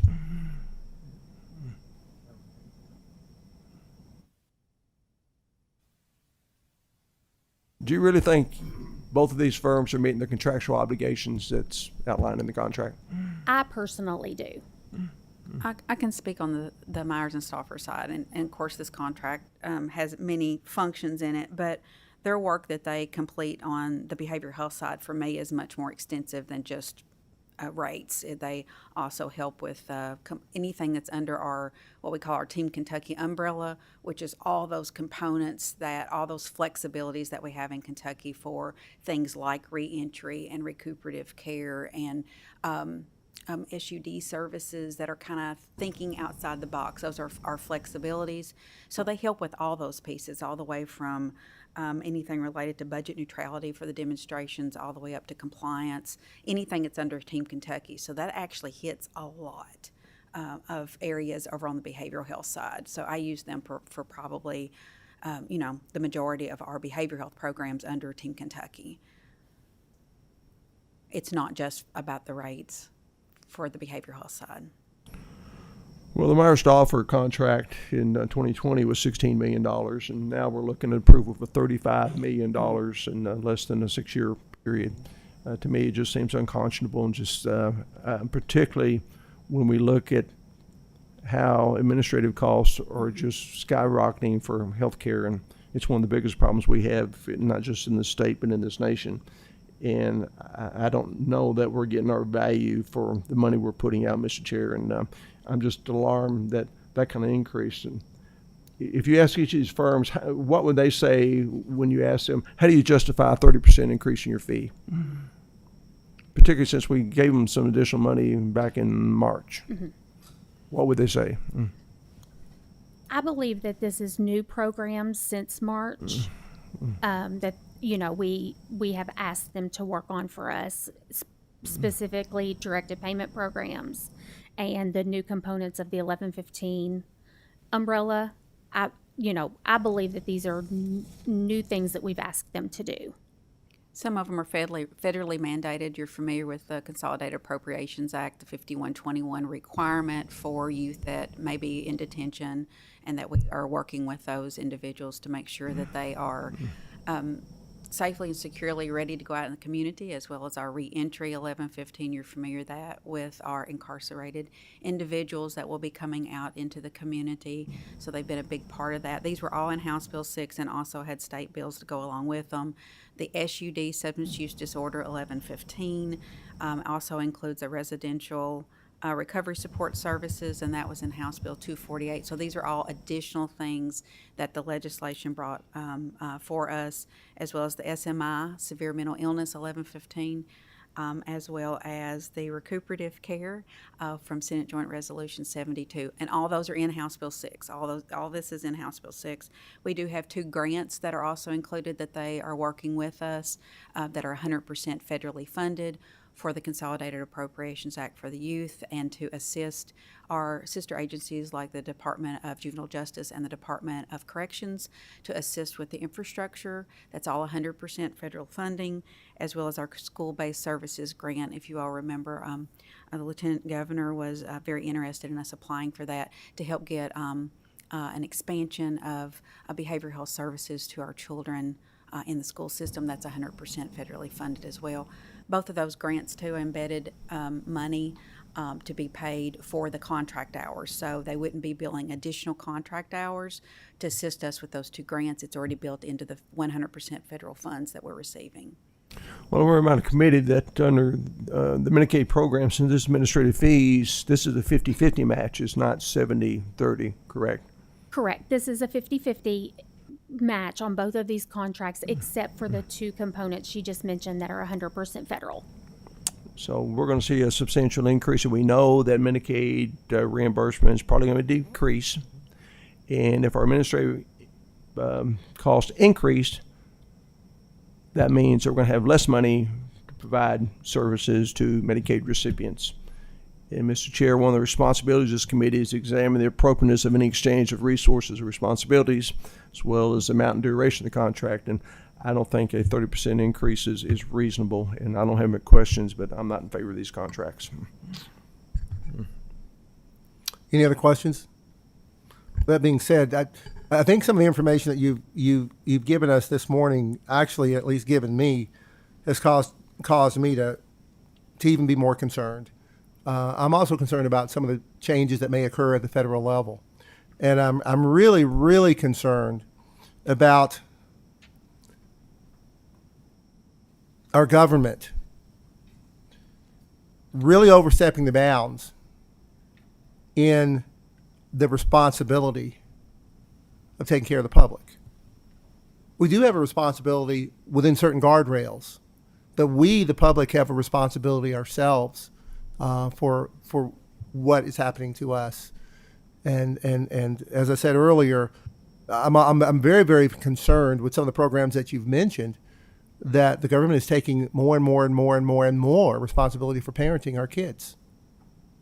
We have really got to start having some. I think often we have good conversation, and we have good conversation about the right things, but we're having the wrong conversation, and this falls into that category. And so, Senator Meredith, I I understand your concern. One other concern I have, Mr. Chair, and we make reference to these 2-year automatic renewals. If you're locked in, you're pretty much at the mercy of the vendor. And 6 years is a long period of time. From a legislative standpoint, it's 3 budget cycles, and I think they hold us captive when we've got this situation. And I'm just curious, if we had bid these contracts, what the price would have been. Competition is a wonderful thing. Senator Meredith, I don't Yes. think Amy Richardson had mentioned it earlier, but they're both up for renewal. These are both up for. That's correct. We will have an RFP out for state fiscal year 27 and 28 services. So state fiscal year 26 is the end of both of these contracts. I appreciate the point I'm making is I don't think there should be 3 automatic renewals of 2-year periods, because then you're held captive, and probably be happiest with the 2-year contract, but I understand there's a lot of work that goes into preparing RFP and award of the contract, but I think 6 years is an unreasonable period of time. That's all I have, Mr. Chair. Thank you, Senator Meredith. Any other questions? With that being said, do I hear a motion? Okay, have a motion by Representative Rourke. Do I have a second? I don't hear a second.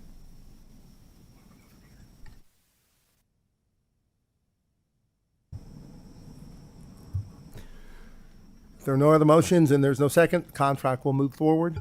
I think this is just an area. I think this is an area where more and more people are opening their eyes. Mr. Chair, there's one other action we could take, and that is to disapprove the contract, but the reality is that final decision is made by the Finance Cabinet, so there's really no need for that motion, but just want the public to understand that that's why we don't disapprove the contract, because it's a moot point. Thank you, Senator Meredith. Thank you, ladies, for the presentation. Thank you for you. your time. Next item on the pulled list is with the Facilities and Support Services, number 78 on the PSC Amendment Ivory list.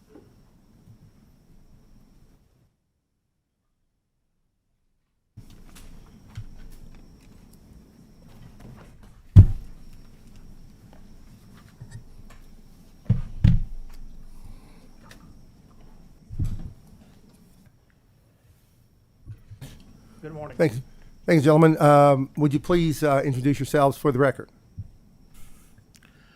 Scott Baker, Executive Director at Office of Facility Development and Efficiency, Finance Cabinet.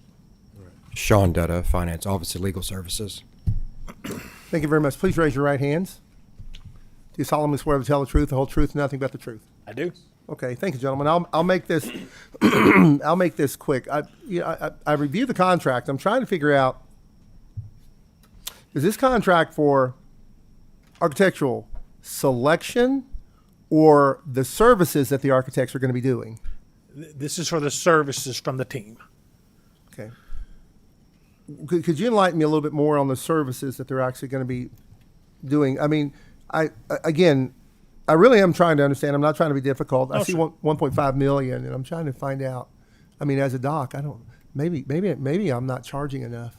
So this contract was originally, the RFP was originally for a study and then subsequent renovation projects of the existing dorms at the Kentucky State University campus. So there's a number of existing dorms there. The original project RFP went out to do that initial study and review and then follow-up design for the renovations of each one of those dorms as the university received funding or was ready to move forward with those renovations. This particular most recent increase to this contract is for the Kentucky Hall renovation to begin the programming study and the initial design for the full renovation of Kentucky Hall. So again, the original contract was for all of the existing dorms. I think there's a total of 6, if I'm not mistaken, and that's what the original study was for. But again, the RFP was written with the intent of this same design team carrying us through the entire process on negotiated increases like we always do on these contracts with this design team. And again, this team is made up of both architects, mechanical and electrical engineers, civil engineers, structural engineers, everyone on the design team that it takes to orchestrate these projects. Is that? I appreciate the answer. I'm not not quite sure if I'm fully on board with how we come up with the numbers, but you've answered my question. Any other questions from anyone else on? No. That being said, do I hear a motion? Richardson, okay. Senator Richardson, and then seconded by Senator Meredith. All those opposed, all those in favor say aye. All those opposed say nay. Clerk, please call the roll. Senator Meredith. Aye. Senator Richardson. Aye. Senator Thomas. Representative Ballman. Representative McCool. Yes. Representative Rourks. Aye. Representative Hart. Yes. And Chairman Douglas. Aye, but I do think we need to take a harder look at how we arise at some of the numbers that we arise at. Thank you, gentlemen, very much for your presentation. Thank you. The next item on the pulled list is with the Attorney General's office, and these gentlemen have been waiting so patiently, and I want to thank you. I want to thank you both for your patience. It's number 17 on the routine memorandum of agreement list, the pink list. Good morning, Mr. Chair. Will Schroeder, Senior Counsel for the Attorney General. Thank you. Good morning. Chris Evans, Executive Director for the Kentucky Opioid Abatement Advisory Commission. Okay. Please raise your right hand. Do you solemnly swear to tell the truth, whole truth, and nothing but the truth? I do. Thank you very much, gentlemen. Thank you very much.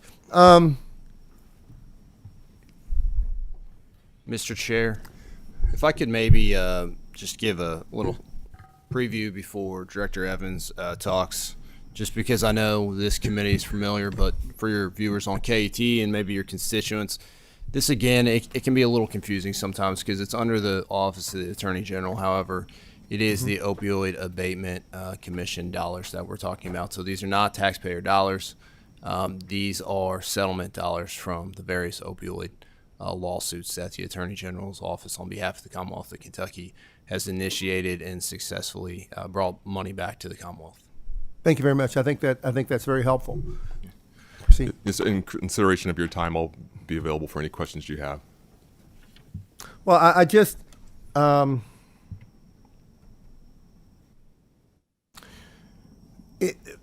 think what got me was provide funds to expand opportunities for health and recovery for persons with opioid use disorder, and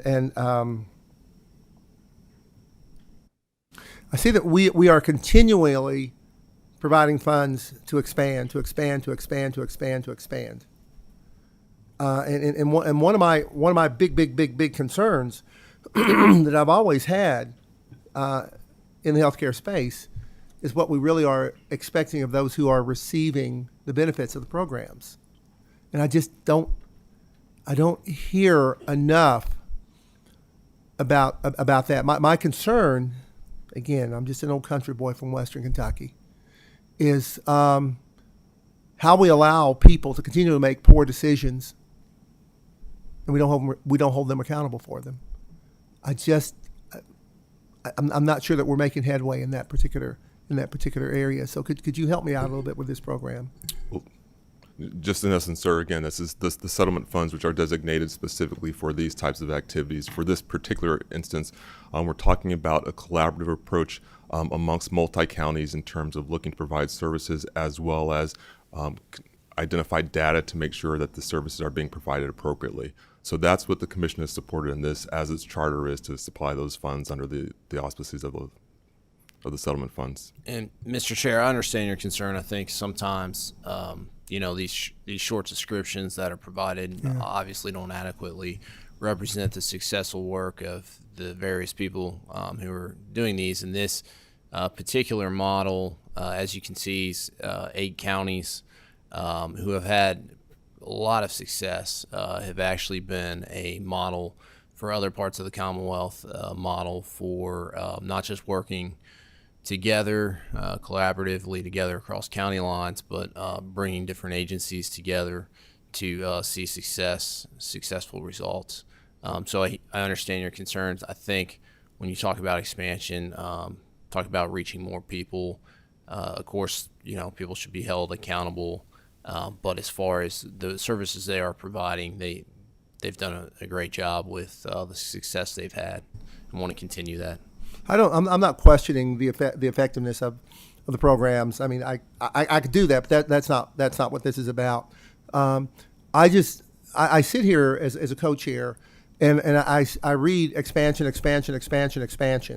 and the concern that I have as a physician is that when I'm seeing my patients, my job is to try to decrease the numbers of people having these issues.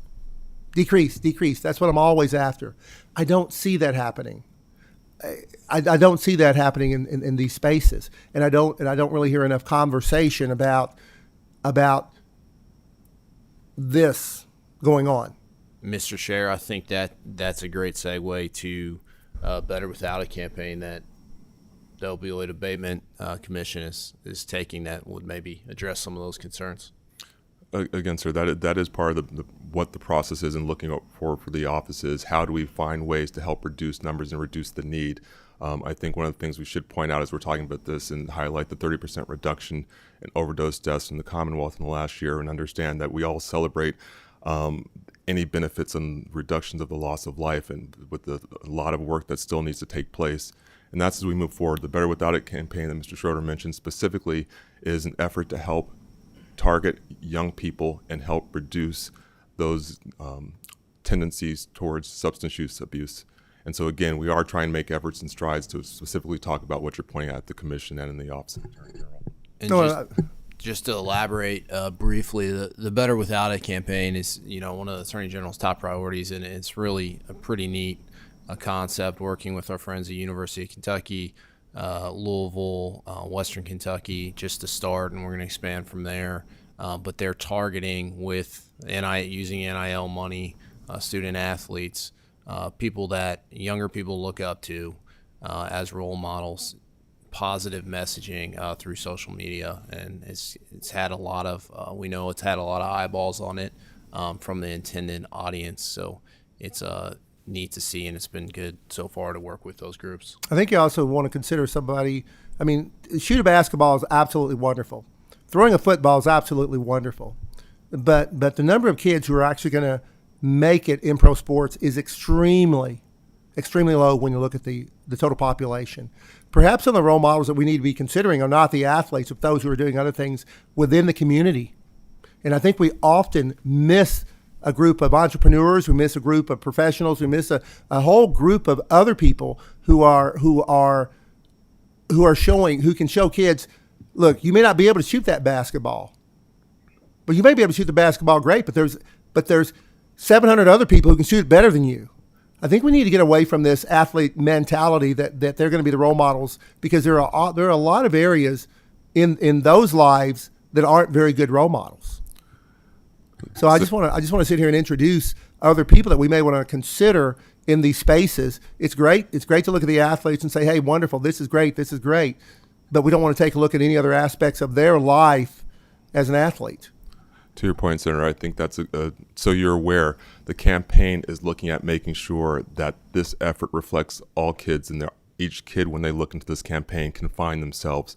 So as we continue to grow this and move this at this very time, those other expansions into other areas are ongoing. Some of our content already does include people outside of youth who are NIL related. So to your point, that is part of the campaign. That is the effort, and that work is taking place now. Okay, I think it's imperative. I think that it's imperative that we change the narrative of who we're seeking to make the role models within our society. I think that's imperative. Any other questions? No? Okay. Motion approved. Here, a motion by Senator Meredith. Second by Co-Chair Hart. All those in favor say aye. All those opposed say nay. Madam Clerk, please call the roll. Senator Meredith. Aye. Senator Richardson. Senator Thomas. Representative Ballman. Representative McCool. Yes. Representative Rourks. Yes. Representative Hart. Yes. And Chairman Douglas. Aye. Thank you, gentlemen, so very much for the really wonderful work that I see you doing. I think the members of this committee feel the same way. Thank you very much. Thank you, Mr. Chair. Thank you very much, sir. Next item on the pulled list are from the Department of Public Health, and they are number 65 on the routine MOA pink list and number 22 on the MOA amendment yellow list. Excuse me. 32. Oh, I'm sorry. 32 on the MOA yellow list. Representatives are here.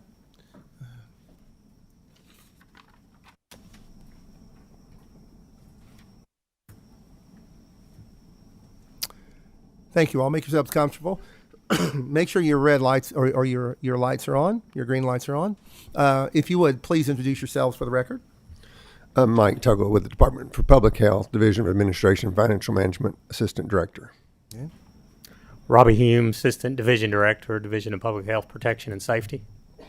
Andrew Young, I'm the Director of Administration and Financial Management for Public Health. Thank you very much, gentlemen. Would you please raise your right hands? Do you solemnly swear to tell the truth, whole truth, and nothing but the truth? Yes. Thank you very much. Thank you very much. I'm going to start out with number 65 on the pink list. I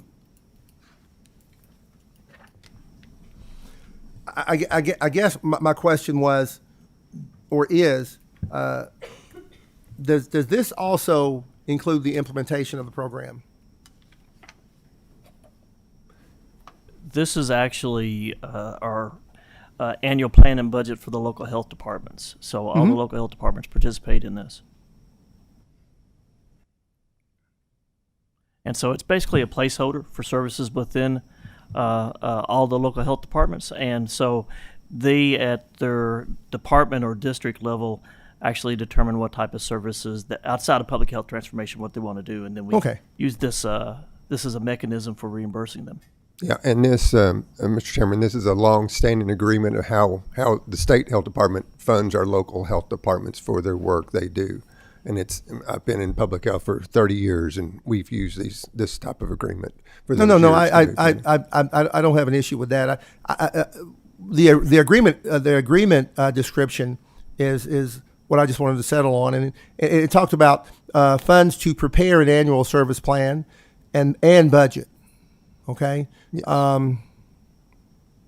Has budgeting instructions, all those things. Yeah. It says nothing about implementation. Yeah. You know what I mean? Yes. I mean, that's a lot of money for somebody to sit down at the table and eat some chicken and decide, okay, this is the kind of budget we want. Yeah. And really the only reason I wanted to address this is that often we get inadequate descriptions of what the contracts are for.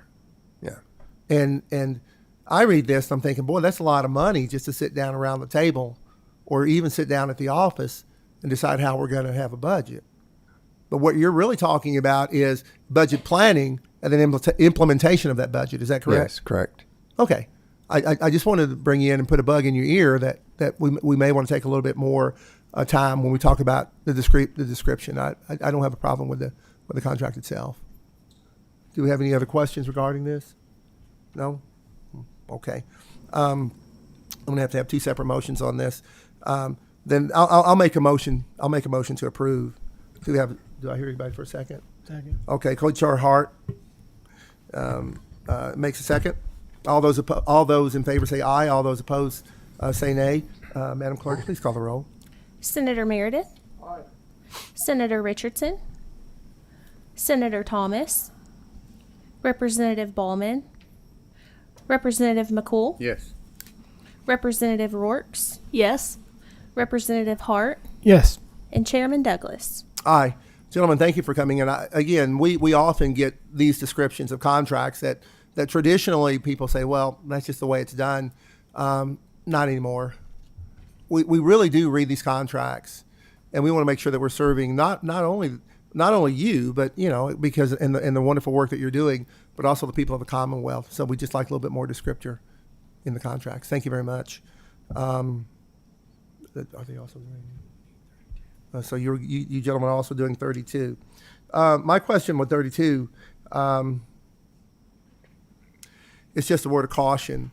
There are going to be some changes. There will be changes at the federal level. And I guess my question is, are you discussing the preparations that you may have to do and therefore we may have to do when we take a look at some of those changes at the federal level that limit what we can do? Has any thought been given? Because we got a $12 million contract here. Yeah, Chairman, this is Robbie Hume working with the Emergency Preparedness and Response Branch. One of the challenges that we have each year is not knowing how much federal funding we're going to be able to get and what we're going to have to sustain the program. So every year we have conversations about what does the budget look like and what are the sustainment planning that we're going to implement to sustain the work that's going on throughout the Commonwealth. And so obviously this year that's very much in the forefront of our conversations.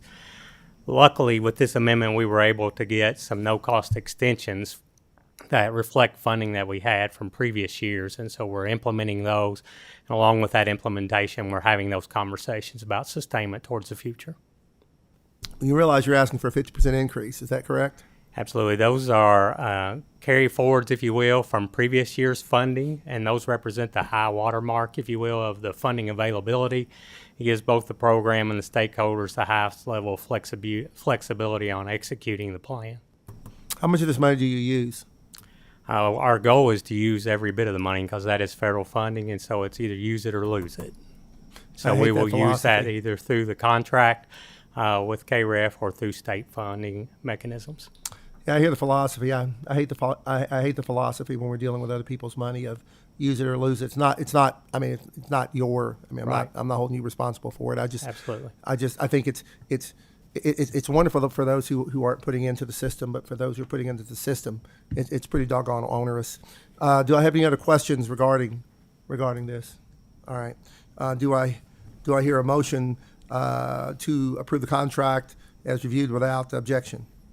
So moved. Okay. Give the motion to Senator Meredith and the second to Co-Chair Hart. All those in favor say aye. All those opposed say nay. Madam Clerk, would you please call the roll? Senator Meredith. Aye. Senator Richardson. Aye. Senator Thomas. Representative Ballman. Representative McCool. Yes. Representative Rorks. Yes. Representative Hart. Yes. And Chairman Douglas. Aye. Thank you, gentlemen, for coming up and for sharing the information today. Hope we weren't too rough on you. Hope I wasn't too rough on you. Okay. We're finally moving along here.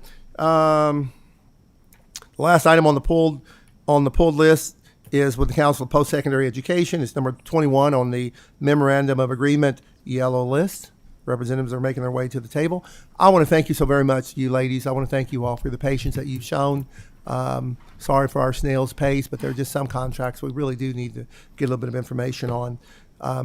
If you would, make sure your lights are on and introduce yourselves for the record. Hello, I'm Leslie Brown, Executive Director for Operations. Good morning. Amanda Ellis, Vice President of Student Access and Success. Thank you, ladies. Please raise your right hand. Do you solemnly swear to tell the truth, whole truth, and nothing but the truth? Yes. I do. Thank you very much. Representative McCool has some questions for you. Thank you, Mr. Chairman. Thank you for being here today, too. And I just really want to clarify my mind what's going on here. So you could help me, that would be grateful.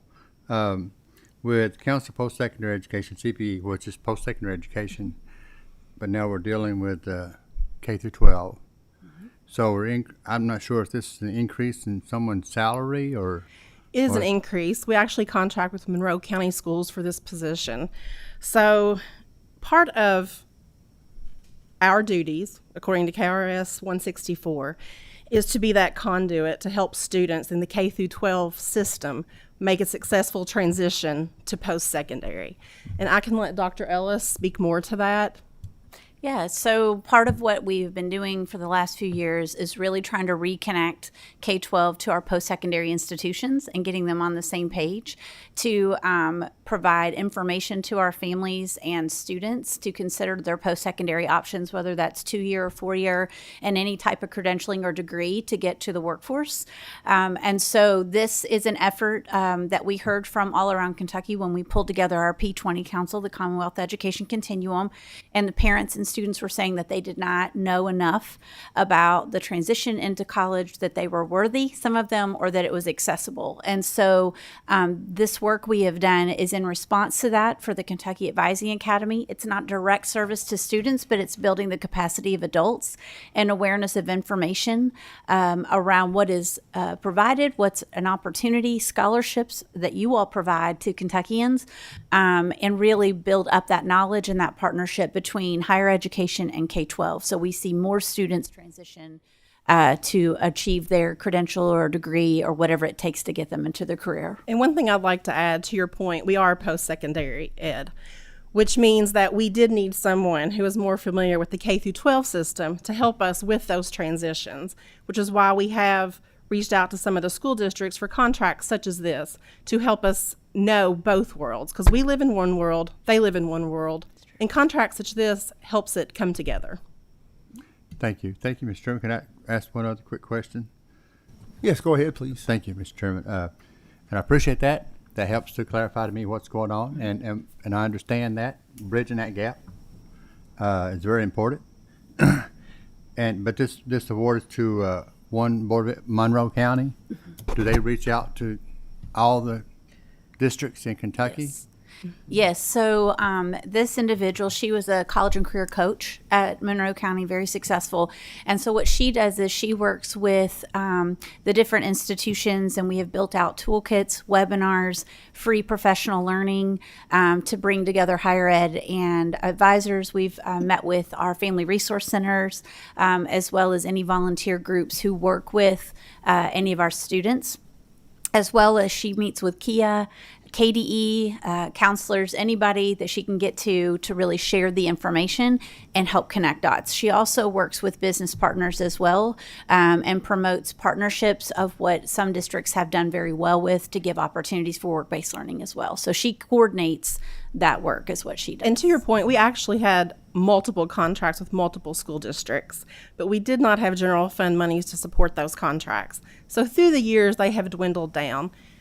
We sent 2 to this committee this month. This is actually going to be the last one because the other one we sent to the committee we'll be sending a cancellation through next month for. So this is our last contract like this. Thank you. Mr. Chairman, if I could ask one more. Yes, question. go ahead, Representative McCool. Thank you, sir. Actually, I got 2. We'll wrap it into one. Is that okay? Make it easier, hopefully. When you set out for something like this, you've got to have measurements and goals. Yes. How do you measure this? So you know it's been successful. Yes. And then 2, you mentioned about funding. Yes. Federal funding right now, we don't know where it's at. Could that impact this? The funding definitely will impact this, and this is why you see this contract come up as a modification. Because the funding was uncertain, we only issued 1-year contracts for these contracts, and only when we were able to identify funds added the 2nd year to it. So yes, within the contracts there is a clause in there that if funding is not available, the school system will bring the individuals back at a like position. So it could be that next year this contract does not exist on the funding side. I will let Dr. Ellis speak to the measurements. Yeah, so great question. We do measure. We check analytics of our webinars, of who attends. And so we have been able to, in the last 2 years, reach over 80% of our school districts. We engage in a community of practice that has about 60 individuals from school districts and higher education institutions, as well as business and industry. So we feel like we have a good measure on that and good representation. We currently have an advising framework that is grades 6 through 12 and aligns with the K-12 laws around the individual learning plan, but it has an emphasis on work-based learning experiences and a higher education perspective. And so that is actually being integrated. That was a product that came from the Kentucky Advising Academy that is now being integrated into the revision on guidance for the ILP to make it more meaningful and engaging. And so what we're doing with that is not just looking at how many hits we get on a website with our toolkit, but we're also trying to be very intentional with the tools and the resources we're providing, that it is aligned to what is required in K-12, but it goes beyond that compliance. The other thing we've also done is integrate all resources to make them accessible for everyone on the new platform, the education and career platform that's Kentucky specific called Futurity. And so all of our resources and the way that we have organized a lot of those things is online and free to absolutely everyone. So even if we lose people, or as we have lost people in funding, what we want to sustain are promising practices, access to information for families and students, and we want to continue to grow those pieces and the messaging around worthiness and around what financial support Kentucky already offers students for them to continue their education and have sustainable wage in this state. Mr. Chairman, that prompted another question, if I may. You get one more. One more, okay. No, thank you so much. I appreciate that. You mentioned you serve 80-some districts. We've got 170-some districts in Kentucky. Why wouldn't these other districts jump on board? So we're trying to reach. Many of the districts already have systems in place where they have really strong advising, and they have ways that they track students and ensure that they give them the experience that they need. And then others had, especially since COVID and when we went all virtual, kind of lost that structure in place. So there was more of a will to get the help. So that's why we also go to the co-ops and we team up with the KDE counselor cadres. They meet with cadres all across the state, and we try to reach those and offer our services. Many have Gear Up, or they have Partners for Education that they already have supports in their schools. And so, but we haven't had anybody slam a door at us. They just may say we're already using, other resources. And our goal is we want students to have access to know what comes the day after graduation, and that there are lots of opportunities in Kentucky. So that is why we haven't had resistance existence. We just have had different capacities and engagement from various districts. But we haven't given up. We keep going. Thank you, Mr. Chairman. That's my last question. Thank you very much. I just I really want to close with a word of caution. I know that going to college sounds wonderful and great and all this other stuff, but there are a lot of other options other than college. And even some of the newer surveys are, and I was just looking this up, which I have to tell you, I have a tendency of doing. I got to be informed. But 47% of the student in a particular study, a student surveyed, it was a career builder study, said that their first job out of college had nothing to do with their major, and then went on to say that 32% of a certain population of students never found a job within their major. Mm-hmm. Yes, So- sir. And that's a real concern. Absolutely. And if you have had the opportunity to talk to President Thompson, he would absolutely tell you, when we say college, we don't always mean a traditional 4-year degree. It could mean that. It's really career driven. So what is it you're interested in, and what type of training or education do you need to get there? How do you stack that over time? Because to your point, there's been a real emphasis and interest even in our upcoming generation of relevance and time to degree or credential completion so they can get into the workforce of what's meaningful, and flexibility. And so for that, we are also pivoting. And so when we talk about post-secondary, we don't just mean a traditional 4-year degree. It can be a short-term credential and get into the workforce. It could be stackable. It could be work-based learning. It could be lots of options, but some students don't even have that forethought of thinking that they can do. And we want to change that rhetoric. And Dr. Ellis, can. she mentioned Futurity, the website that we have built in partnership with other agencies. It also has a workforce component in that website that the students can access. That's right. To take tests and quizzes and do research to see what they want to do, what that next step could be. And it may not be traditional college. Right. It may be straight to the workforce. It may be a credential. But we have taken efforts to build that into that website, recognizing that circumstance. Okay, thank you so very much for answering the questions. Now, Motion approved. I have a motion by Senator Meredith and a second by Co-Chair Hart. All those in favor say aye. All those opposed say nay. Madam Clerk, would you please call the roll? Senator Meredith. Aye. Senator Richardson. Aye. Senator Thomas. Representative Ballman. Representative McCool. Yes. Representative Rourke. Yes. Representative Hart. Yes. And Chairman Douglas. Aye. Ladies, thank you very much for Thank your you so information much. and the explanations. You may go. Take a moment for the members here on the committee to review items 11 through 14 on your agenda, which I've already reviewed. Is there a motion to approve same? I have a motion from Representative Hart. Second. A second from Representative Rourke. You've just been so quiet today. All those in favor say aye. Anyone opposed? No? Okay. Now, before we adjourn, I want to announce that the next meeting is July 2025. That'll be the meeting date. It's scheduled Tuesday, July the 8th. And it will be at 9 o'clock. And my co-chair will be, is that me or you? Okay. And my co-chair will be actually the chair. Do I hear a motion to adjourn? Motion to adjourn? Second.